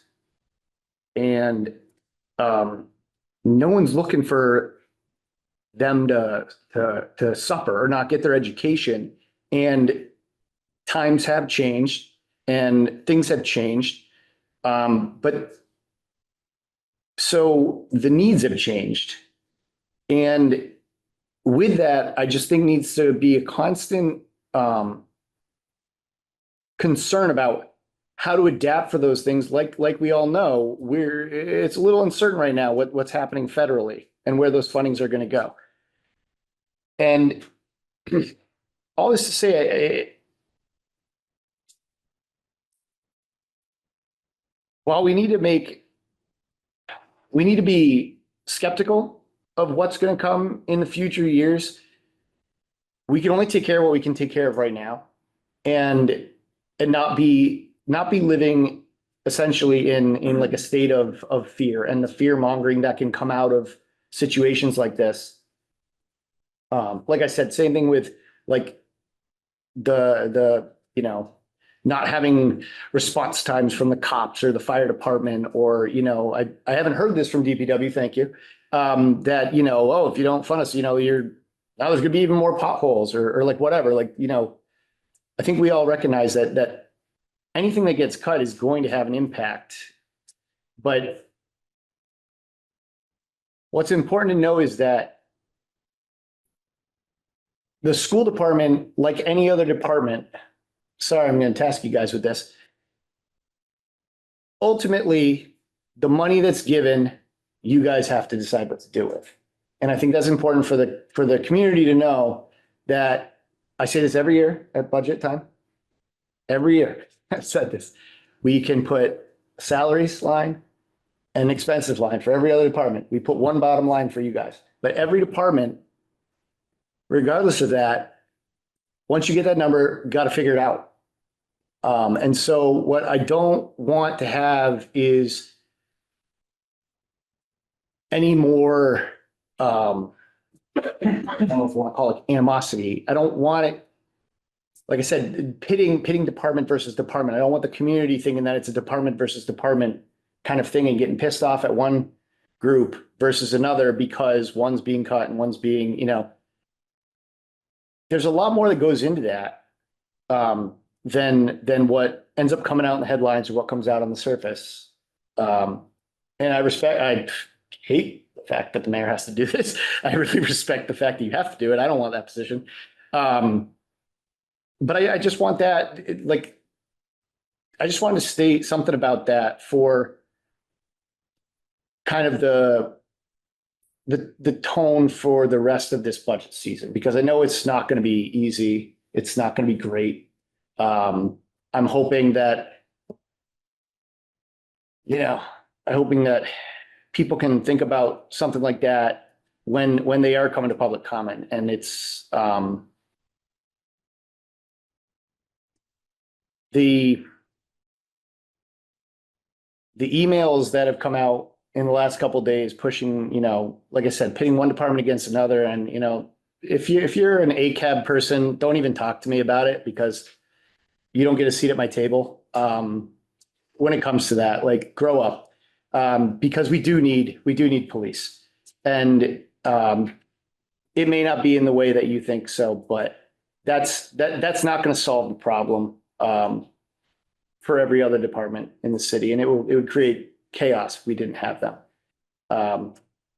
But I don't know. I just wanted to say something about that none of these are going to be easy decisions. They aren't easy decisions for department heads when they're putting them together. They're not easy decisions for the mayor, for capital when we were doing capital.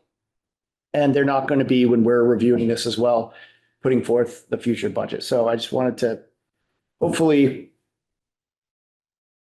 if other clever solutions can be found, that would be great. Those would be good input discussions to have, rather than trying to pit one department against another.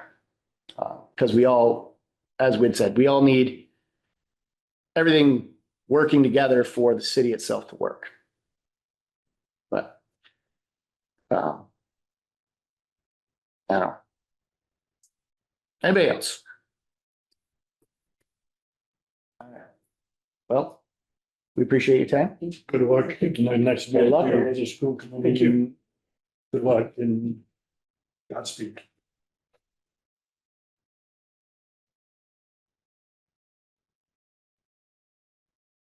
Your turn, Marlo. You always stay the latest thing. Wear your flak jacket, Marlo. That's all right. So, thank you for having me. I don't have a great big presentation. I have kind of an intro and an overview of my 5 budgets that I developed. What page? 145 page, yeah. 145? So the 5 budgets, the 3 big ones are water enterprise, sewer enterprise, and of course the general budget. And I have a smaller revolving fund which staffs 2 employees at the transfer station and some costs up there. And the other one is a very small, I think $500 2 line item revolving fund. for our sign making machine. So the general budget increased by about $131,442 from the current budget.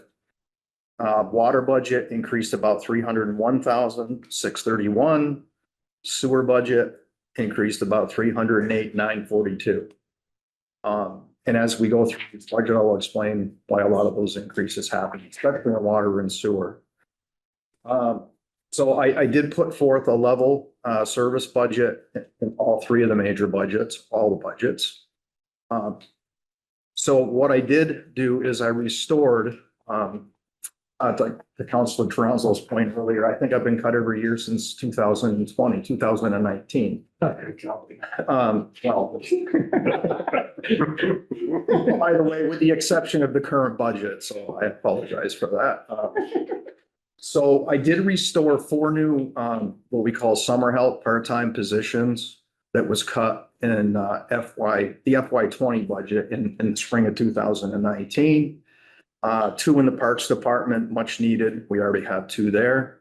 1 in the Solid Waste Department and 1 more in the Highway Traffic Division. So we have a total of 9 summer help. And again, this is just an overview. We can go over it. We say level services, while a lot of things have not been maintained like I guess they should be since we lost the summer help in 2020. They're very important to the DPW year after year. They take care of a lot of the general labor that when they get to the general labor, the mowing, the painting, the things like that, the downtown district, the craftsmen, the trained professionals, if you will, can be doing their jobs in the Parks Department and the other divisions. So they're very important. I've added in the water budget, I've added 1 new position to the water facilities, drinking water facilities treatment. Over the last 5 or 6 years, let's just say the unfunded mandates, the water testing, the administration through DEP and EPA has just increased immensely. It's about once a month we get a change. The different compounds we're testing in our drinking water now that's mandated by EPA is a significant increase in cost. And overall chemicals have been a significant increase in cost in water and sewer, about 35% in 2 years increase for the chemicals we need to maintain our water and wastewater. I have also added a position in the vehicle maintenance, a direct vehicle maintenance supervisor. A little explanation on that is from federal standards to state level standards, and the fact that we maintain every city vehicle and every department. By the way, we're fully staffed in vehicle maintenance for the first time in 2 years. So it's catch up time. But what goes along with that is a lot of federal standard stuff, a lot of inspections, a ton of administrative paperwork. It just keeps increasing, like water and sewer I had explained.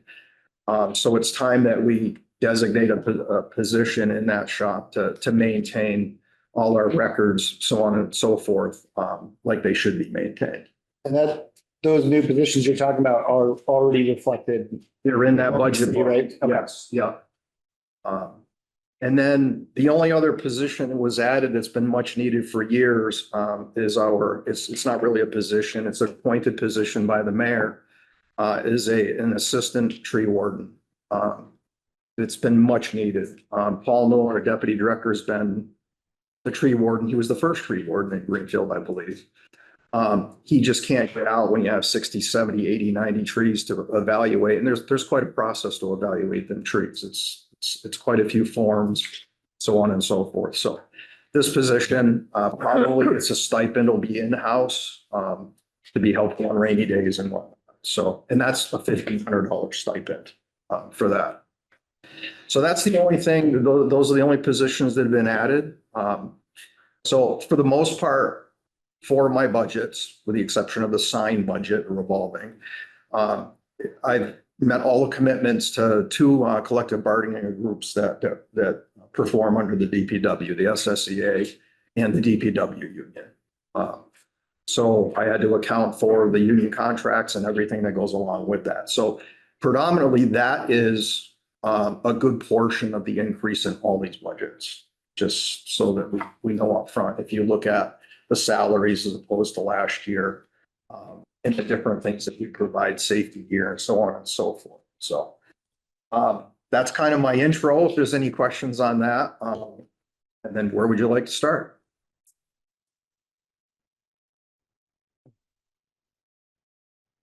Big sign, like. General budget or? Yeah, I mean, maybe we just go straight through like 146 and go forward and. If that, I think that's all of those, right? I know that this is it's a weird order for me, because then central maintenance, I think it ends up before somehow. Maybe it's just because the, You know, and I have somewhere around 300 line items in my budgets, and I went through and scoured every one of them. You'll see that a lot of services and supplies, I actually was able to level fund them from the current budget. You'll see others that had drastic increases, you know, like blacktop, I mentioned chemicals, contractual stuff, contracted services at the landfill, the cap landfill. There's some things that are direct contracts that increased, but some were level funded, so.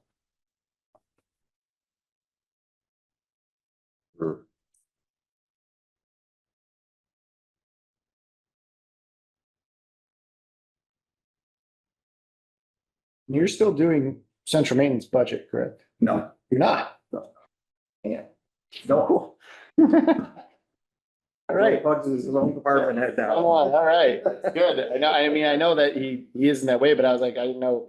The We division. had a good transition together, but.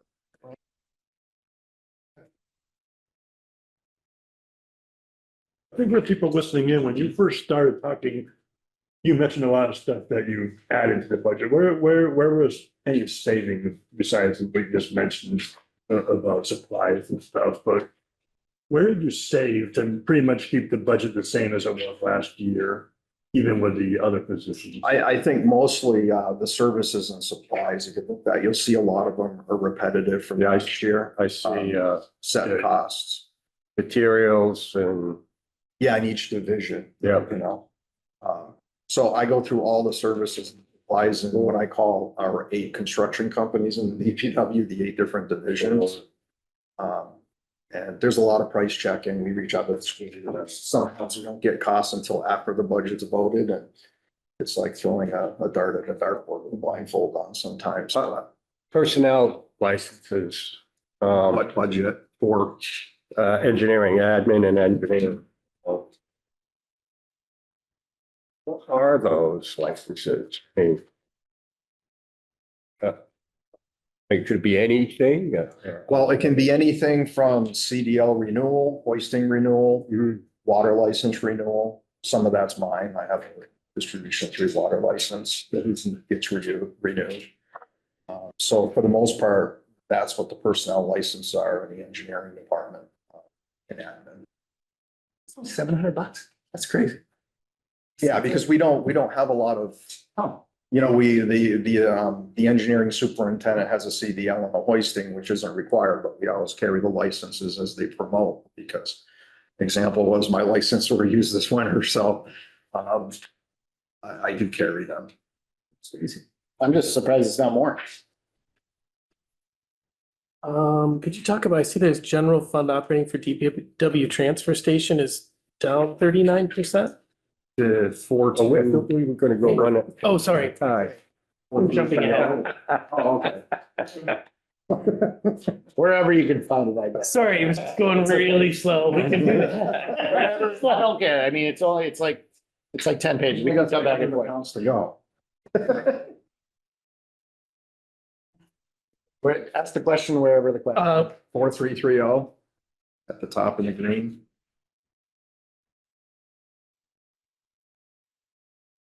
I was looking at page 154. Under There general you fund go. operating budget, DPW transfer station. 154? Yeah, page 154. Yeah, and what was the? It says down 39%. Just was curious about that. Salary?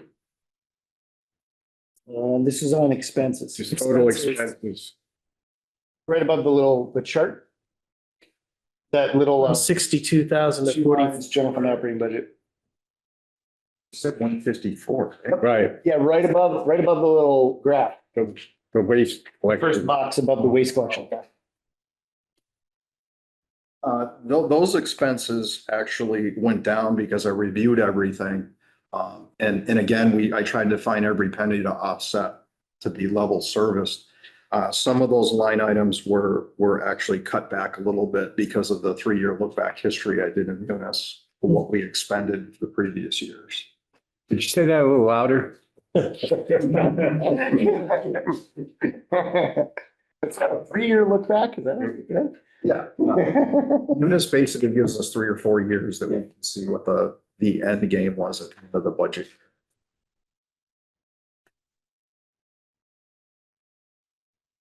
And so, correct me if I'm wrong, I know I've been asked this multiple times, but the implementation of the recycling trucks takes effect this year or next year? It's due to, the new program is due to come into effect probably between the 1st and 2nd week of July. Okay, so is that, I mean, that's gonna save money, right? I mean, overall. Yes. And so is that, I know you were constructing it back in November, so was that taken into account, or would that be something to like have a positive look forward to? I think the biggest savings, I actually have a contract I just received that will accept a single stream starting in July because our contract runs out with Springfield MRF for the dual stream. I haven't completely reviewed it, but the savings is going to be going to the single stream and what we pay or not pay to dispose of bad word for recycling, but disposal of the recycling. Okay. So we probably won't see that. Obviously, it's not reflected in this budget because this was too early, but when you go to build next year's, it'll probably be pretty clear what. And there was a concern of hauling to Berlin as opposed to Springfield. That was part of the process. Yep. But the same company that we have our trash contract with now has offered us to take our trash to Springfield rather than Wilbraham. So basically, To wash. even on the whole fuel thing that we talked about. Yeah. And all that. So I'm only getting a little off track, but good information. No, it is. It's good. I mean, it's just to kind of like have an idea of, like you said, like looking at this and seeing a 39% reduction in, what last year's budget was, is obviously good to see, look back, but then trying to look forward to what potential reductions might be in future, potential savings will be in the future, where, that money could hopefully be utilized elsewhere, whether it's within the DPW itself or in other departments. It's just good to find things that we can. Everything else goes up. Everything goes up and it's fun. It's good to find something that might actually go down. I mean, a lot of times in the general budget, I do a look back. Some will have a couple of years where we'll have half the budget left, and other years we've overspent. So I do think move things around within the divisions, increase and decrease, but overall not an increase to the overall budget, if that makes sense. How'd you do this year, the snow removal? Yes, even numbers were about 40,000 to the negative. It's not too bad considering that we had. In this budget, Storms within the 2-day periods. that was mostly due to salt materials. Salt goes up every year and we dealt with a lot of ice. We had multi-treatments on multiple storms, extended storms, so we had to switch in operations. Yeah, and that budget overall, snow and ice is 217,800. It's been like that since 2016. And of course, overtime salaries and everything come out of that with snow and ice, so. But there's some years where it's under and some years where it's Yeah. over, so. Yeah, in some years it's real close, What would the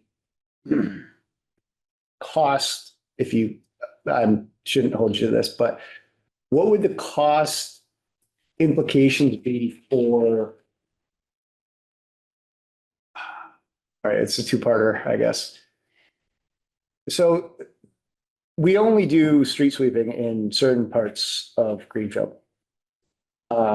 But there are other parts that haven't been swept in a number of years, and every year the road gets a little more narrow.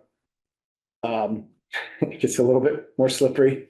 We've got a lot of places that, you know, up out of the region that gets swept that are marked on, like maps and services or however people find things as bikeways, right? And we've got signage up that says this is, you know, a trail, a bike trail kind of, route that become a little bit dangerous. Motorcycles, same thing. We used to sweep the entire city. And I know to save money, we stopped doing that.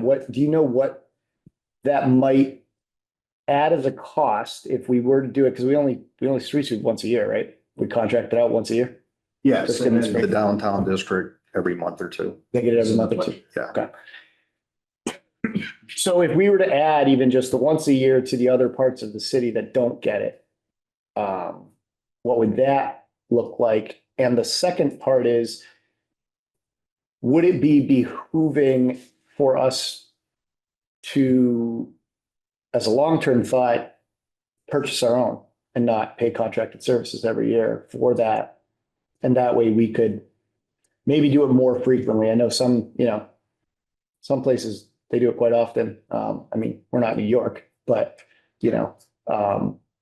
obviously the downtown gets more attention because there's a lot more street traffic and trash and stuff that gets thrown. But just meaning with again, kind of like with the changing times, we got a lot more people who are, biking, walking, wheelchairing, even like, because some of the places where there aren't sidewalks, and then they have to go in, the shoulder of the road, and then it's, covered with a bunch of debris. So I didn't know what that might look like as an option down the line, Okay, so financially, I guess. a little history on why we went to just the interurban district. Back in, all right, now you're digging into my archives. As I was a young assistant field superintendent, many moons ago, we went to a straight pre-treatment, straight salt process. So we weren't putting out hundreds of tons of sand on the streets. Right. And that was a big deal, having to sweep everywhere. That was really dangerous everywhere.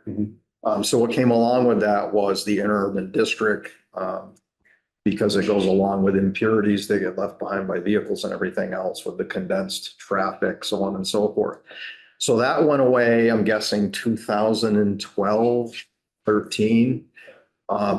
And I think I'm budgeted 42,000 without Yes, looking I'm it just up. looking at it, yeah. So I would venture to say that we probably, to do the whole city, we're looking at, just off the cuff here, we would double that cost. Even if it were just for one. Yeah, because we do everything once now. When they come in, when it's contracted, they come in with 6 sweepers and they're gone in 3 or 4 days for Right. half the city. Right, but then you say, but that 42,000 is not only covering that one time, you're saying there's other times throughout the year that more downtown district gets Yes. done. Yeah, there's extra money. I can't remember the per sweep, Okay, but the downtown and the parking lots, there's extra funding in there. Okay. Gotcha. So, and then second question is to own your own sweeper. I mean, I can definitely look into that again, but maintenance costs, they're a very, very high maintenance, expensive piece of machinery. And if we only had one, I don't know how long it would take one driver to do the whole city. Right. Like I said, they bring 6 trucks in and they knock out 50 miles, 60 miles, and they go over everything twice. Right. So it would be staffing that sweeper, and then do we do it at night? It's probably a better option. There's variables to that, and I certainly can look at that. Gotta be a lot more too, because they have that's just a regular dump truck they use to empty the sweeper. Yeah, and then there's, right, under regulation, there's only certain places we can dump them sweepings Right. because of contaminants in it. Gotcha. A DEP thing. And you're paying for that service with the contract. Yes, They're dealing a with dump that. truck will follow the sweeper Yeah. where they can't dump in the urban district, meaning inner parts of the city. Right. We have certain dump sites. We have a map that they sweep in where their dump sites are, and then we go in after sometimes and pick up the different areas if they're all done and gone. But They do chase their sweepers with a dump truck, so they can keep moving to sweeper. The brushes, I'm sure, get replaced on those. They can't be Yeah, cheap. like I said, they're extremely high maintenance. I certainly can run that up again. I don't have a problem. I just don't know if it would be, I mean, obviously cost effective, in the long run, maybe not, maybe just contracting out is the way to go. But also looking out for the other parts of the city that don't get covered. And like I said, I know we don't use sand, like we used to. But there are other, getting like the catch basin, the storm drains cleaned out, because there's a lot of those places where you get the same flooding every year in the same areas, and it's really just like, pine needles and leaves or whatever, things like that. Local point sediment, yeah. Right, yeah, Yeah, there's definitely those areas. yeah. And they seem to be in the kind of the same places when we get heavy rains in the summer, and, or do we have an option of like, do we have like a skid steer with a brush broom on the? We have an open end, what we call an open-ended broom that attaches to the front of the loader. Yeah. That we sometimes will use. An example for the triathlon. Yeah. You'd want an open-ended brush putting stuff up on people's front lawns, but out in the country area, if you will. Yeah. Open fields and whatnot. We've used that in the past, and we've used it in emergencies, Right. spills and whatnot. And I know that they're expensive on that to replace.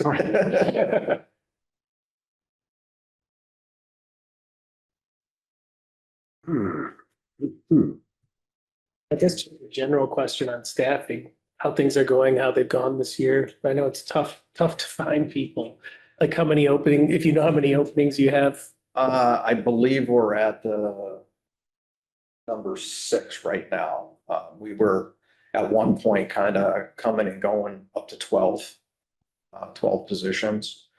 The last 3 months, we had a very large, 3.5 months, we've had a very large influx of applicants. Many with CDLs, and they accepted, we interviewed, they accepted. So, the rebuilding, as I say, the rebuilding of the pro football team is happening. So like I do have, I say 6, 5 or 6, but one of them is in the engineering. It's not all labor craftsmen. Okay. I have one position in the engineer, it's an engineering tech that we have out there.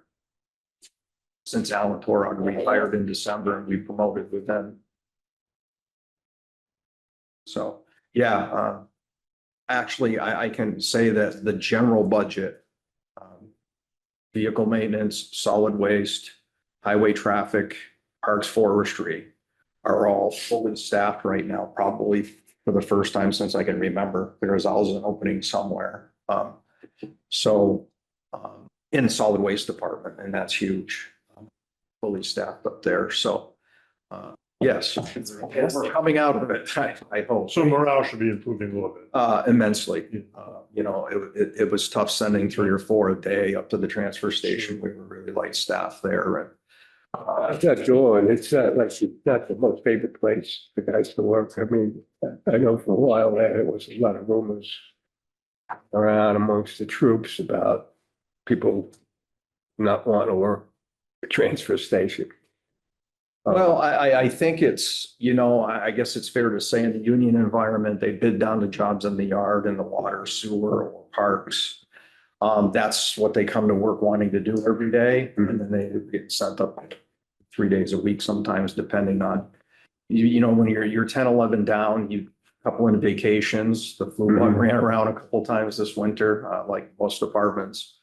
And different other things going on. So, that 11 or 12 short, turns into 14, 15 a day out of a 60-person department underneath me. So, yes, I can understand they come to work to want to do the job that they bid on and they want to do for their career, but water, sewer, and solid waste are all health and safety for the communities. It's not like you can skip track with a disaster out there, so. But I'm very proud of everybody. They hung in there. We had some tough times. But I can't say enough about my staff. No, I agree. It's a tough. They make me go. I agree. It's a tough job, especially in the winter and other stuff going on. So you got a good team. Thank you. Yeah, you got a guy that's on the treatment crew, treats the roads, comes in and plows. He's been there 18 hours and it happens all the time. And then we get a water main break and he works in the water department. Right, and now he's here 27, 28, 35 hours and, no exaggeration, we have 5 or 10 people that, that happens to every winter, you know? Sewer emergencies, you know, we're on call 24/7 for all that, all those things, so. I have a question about speaking of the transfer station. Mhm. But did you already ask this question? That the expenses dropped substantially last year to. That's what you said. He's asking. Yeah, I thought that. Yeah, never mind. Wasn't sleeping. So Marlo, maybe it's just the way, maybe it just came out printed. So I'm seeing in some of these places, I'm presuming that when you see some positions and you've got the hours per week and it will say like a third of a full-time employee is because it's also third is being paid by water sewer. Is that how that's It's working? kind of like the capital. Right, yeah, it's like the roadside mower, right? Like engineering's a good example. Yeah. They work on water, sewer and general. Right. All the time. Supervisors may supervise the water distribution division and the highway division. So they're split 50-50 from general budget and the water budget. And that moves a little bit each year as supervisors move around or we promote and whatever. Like there's a major shift this year. We had to fill 2 positions, so the budget shifts quite a bit. I think there's only one position that's 50-50, but we have probably 6-7 of them that are 1/3. Yeah. So that was what I was gonna ask, because I'm seeing in the highway division, there's the assistant field superintendent. And it says a half-time, but it says it's only 10 hours a week. Does it say 40? Even though it's a half-time, I can't imagine that that's the salary of it. That's a misprint. That should be 37.5. Yeah, it's an SSEA position. Is that the same assistant field superintendent that's in park section? So Or is that a separate? their position titles are assistant field superintendent. Right, we have one assistant field superintendent overseeing water distribution and parks forestry. We have another assistant field superintendent that oversees the sewer collections in the yard and highway traffic. Okay, that makes sense. Yeah. There's the same titles. Yep.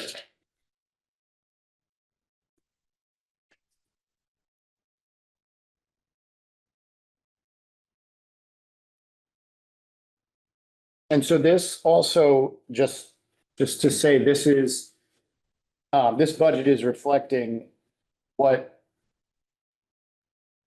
full staff with, like the 6 folks that you say are on staff right now. 6 positions that are on staff right now? Yes. This would include Yes. those. Okay. I mean, when I build the budget in this units, all of them, I account for every position in the department and I'll write open. Okay. Say open in Munis, doesn't say open here, it just gives every position, so. Sure. So this sheet here that I do the salaries first and the CBA stuff in my budgets because it's the easiest than researching all the materials and supplies. So a lot's changed since I just started developing the salaries. I tried to change them as I went as we gained staff, but yes, it's a fully reflected budget for 61 personnel inclusion. So how it actually turns out, depending on who you hire when. Yeah. And knowing what we know about CDLs, I cannot hire or I cannot bring anybody aboard. They will not come aboard for step A on the chart. It's just, I mean, on the pay scale, it just doesn't happen. So I account them at least midway in the scale. It's the only way we're bringing drivers in right now. And that reminds me, there is a major bump in the tuition lines. We were so short-staffed, we kind of put aside our in-house approved training program. So it's been much simpler with short staffing to hire somebody and send them to the driving school. It's a straight week. And then they go test for their CDL. It's $37.50 per staff member. So That's worked out quite well. We've had quite a few, drivers get their licenses too quickly. We just couldn't get to the training. We didn't have enough staff, so we had to kind of put that program aside. We're still approved, but. Right. So. If you're gonna go back to it eventually. I think only if I was fully staffed. I mean, really, at the end of the day, the amount that goes into and what's required through the federal level to be certified, there's a lot of training time for supervisors to take that on. So a lot of requirements to have to hit milestones. And what are if you could say what the projection, because we know it's not going down. What the projection think the sewer water rates will have to go up this coming year? Well, I'll be working with Stephen on that. So, no, I think it's a very good question because everything we do in water and sewer with our infrastructure, we know it's old, we're improving it.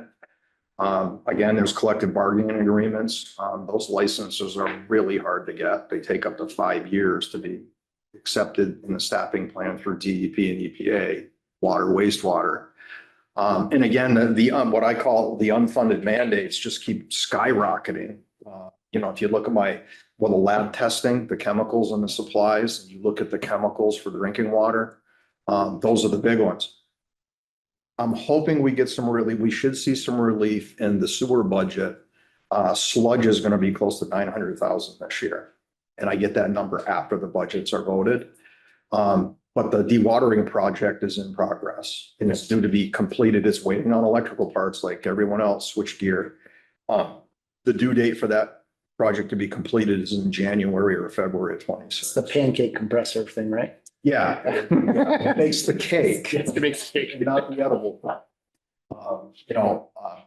If you want, I'll give a quick explanation, but that's probably going to cut that 900,000, not to be quoted. I got to look at it again, but all said and done, hauling one load of cake under contract as opposed to 5 9,000 gallon loads. That's mostly water to Lowell right now. We're paying to get rid of water. The sludge can't be too thick because it'll ruin the headworks and the gear in Lowell or any plant it will. It's too thick. So we're expecting that number to at least get cut in half from the original project when it was going to be an anaerobic digester back in the day. So, yeah. Cool. See, there's money to be saved even when it comes to shit. It costs a lot of money to get rid of it. Oh, God, that's all I thought about. Down to the plant, okay. Sorry about that. It's quite the process. Meet our regulations. Oh, it's good. It's good that, To put almost Return on investment. water out into the Green River once it goes through that plant, it's pretty impressive, and it takes a lot to get that done. Small question sure. on the waste collection it says waste recycled compost material. Hey, Joe. I'm on 154. Waste recycled compost material and then materials composting. And just was curious what those meant. Waste, recycle, compost material, the 2000, let me look. Because I have a few of them that pay for different things.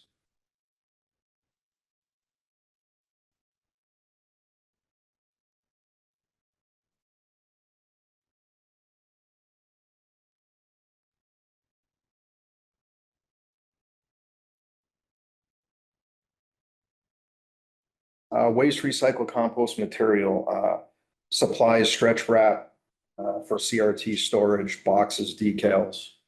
We have to label everything up there, like the waste oil and whatnot, everything has its place, so. It's basically materials to handle, what we recycle up there, the different sheds. Sure, you've been up there, but, I was just there today. yeah. And we go through a lot of stickers, a lot of shrink wrap and the whole 9 yards with the CRTs, meaning TVs and computer screens and all that, so. And in general, would love if the budget or just in general, if the city can be prioritizing composting. Because it makes up like organics make up half the waste stream and contributes to methane, which is a potent greenhouse gas, more increases climate emissions more than carbon dioxide. So, and it could come from grant funding too. So it doesn't need to be in this, but yeah, just wanted to put a little pitch for thinking about municipal composting. Well, I'd be lying if it hasn't been on our radar. Yeah. You know, stuff like that, there's always something coming down the pipe that we want to look into or we want to try and support. Just not there at this point. Get fully staffed. And I agree about the Get the waste thing. recycling under control. Yeah. Yeah.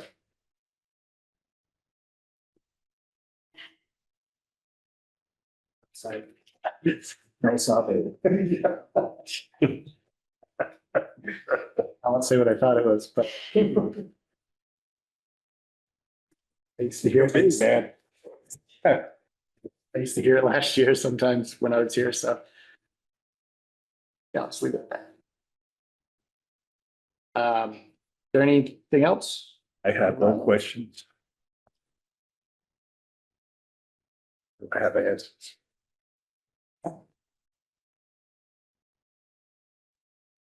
Pugs isn't here, right?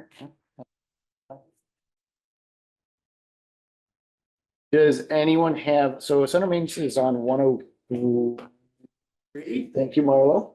Right, if anything comes up, any other questions, please don't hesitate to email me or give me a call. Thank you so much. Thank you for your time. Thanks, Marlo. It's, I've said this before, it's my favorite time of year. There's a lot of work that goes into all this, with staff and myself, so it's kind of like Super service. So once you get through it, then yeah. get the bridge. Different one. Thank you. Thank you. Right. There you go. So central maintenance is next. If anybody has questions regarding that. I don't see Pugs on there, so I'm assuming This is when. no presentation, but Actually, if we have questions regarding this, we can always email them in as well. In fact. Do we know, is this returning to what the department was before? Like it was, it used to be split apart, right? And then it was part of DPW and then it was now it's split apart. apart. So They're back their to, own, they're their own animal. Mhm.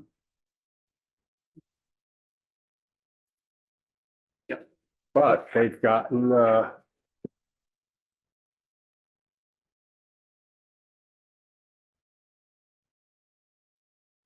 Can't ask about the traffic light anymore. Get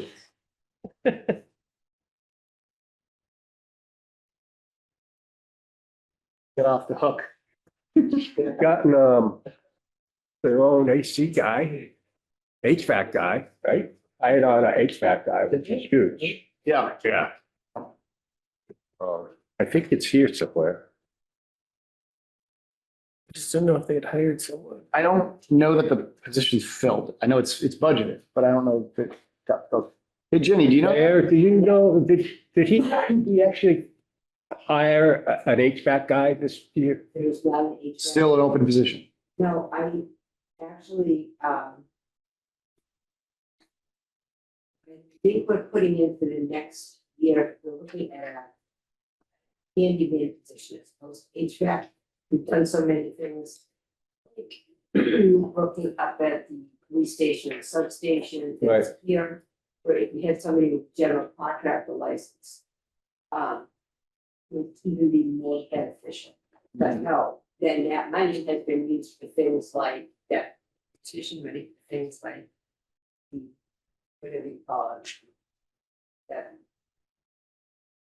collapsed here, the sewer backup, what do you call that? The trap. Oh, yeah.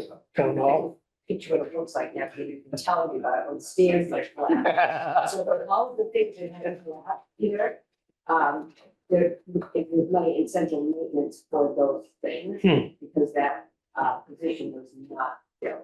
So we essentially use that for like, move that over to like a contracted service, more or less, because there wasn't somebody to handle it in-house. HVAC, I mean, Yeah. Yeah. Right. Some of it they sent out to, yeah, contracted services. Some of it, and, I think Chris Phelps was trying to learn some of the things like switching out filters and everything.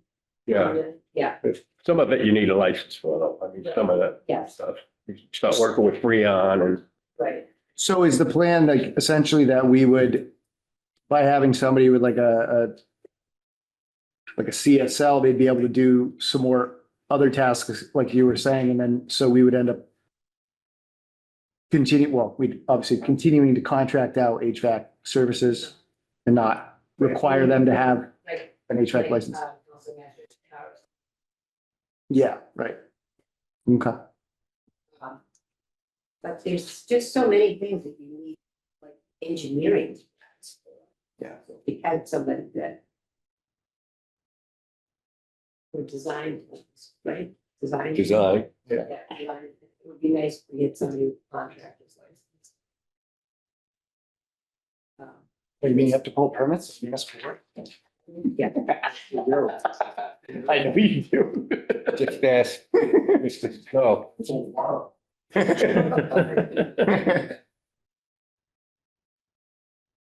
All right, well, if there's no other questions about central maintenance. If you have any others, feel free to email them in and. Just to say about central maintenance, he was very good, because he was one of the last people I had to call to go back for more cuts, and he gave me a couple of other things to take. And he's like, Mayor, if you need anything else, let me know. It's very wonderful to work with cuts. Everybody knows the standby one day, it might be awesome. Good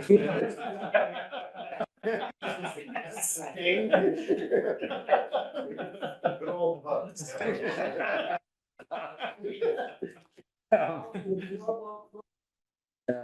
Gold bugs. Everybody knows. Yeah, I imagine it's deeply.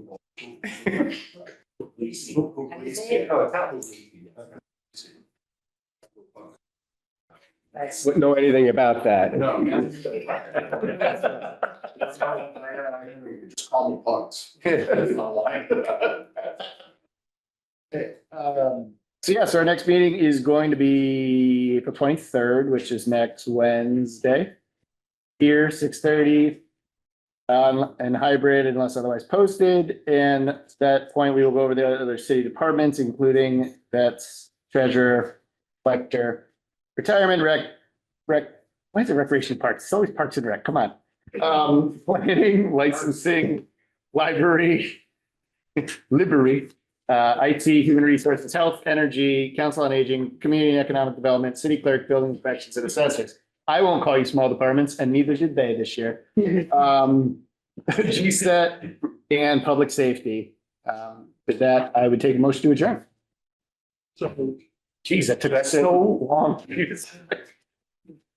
All right, all those in favor? Aye. We're adjourned tonight at 8:54 PM. Sarah cut us off.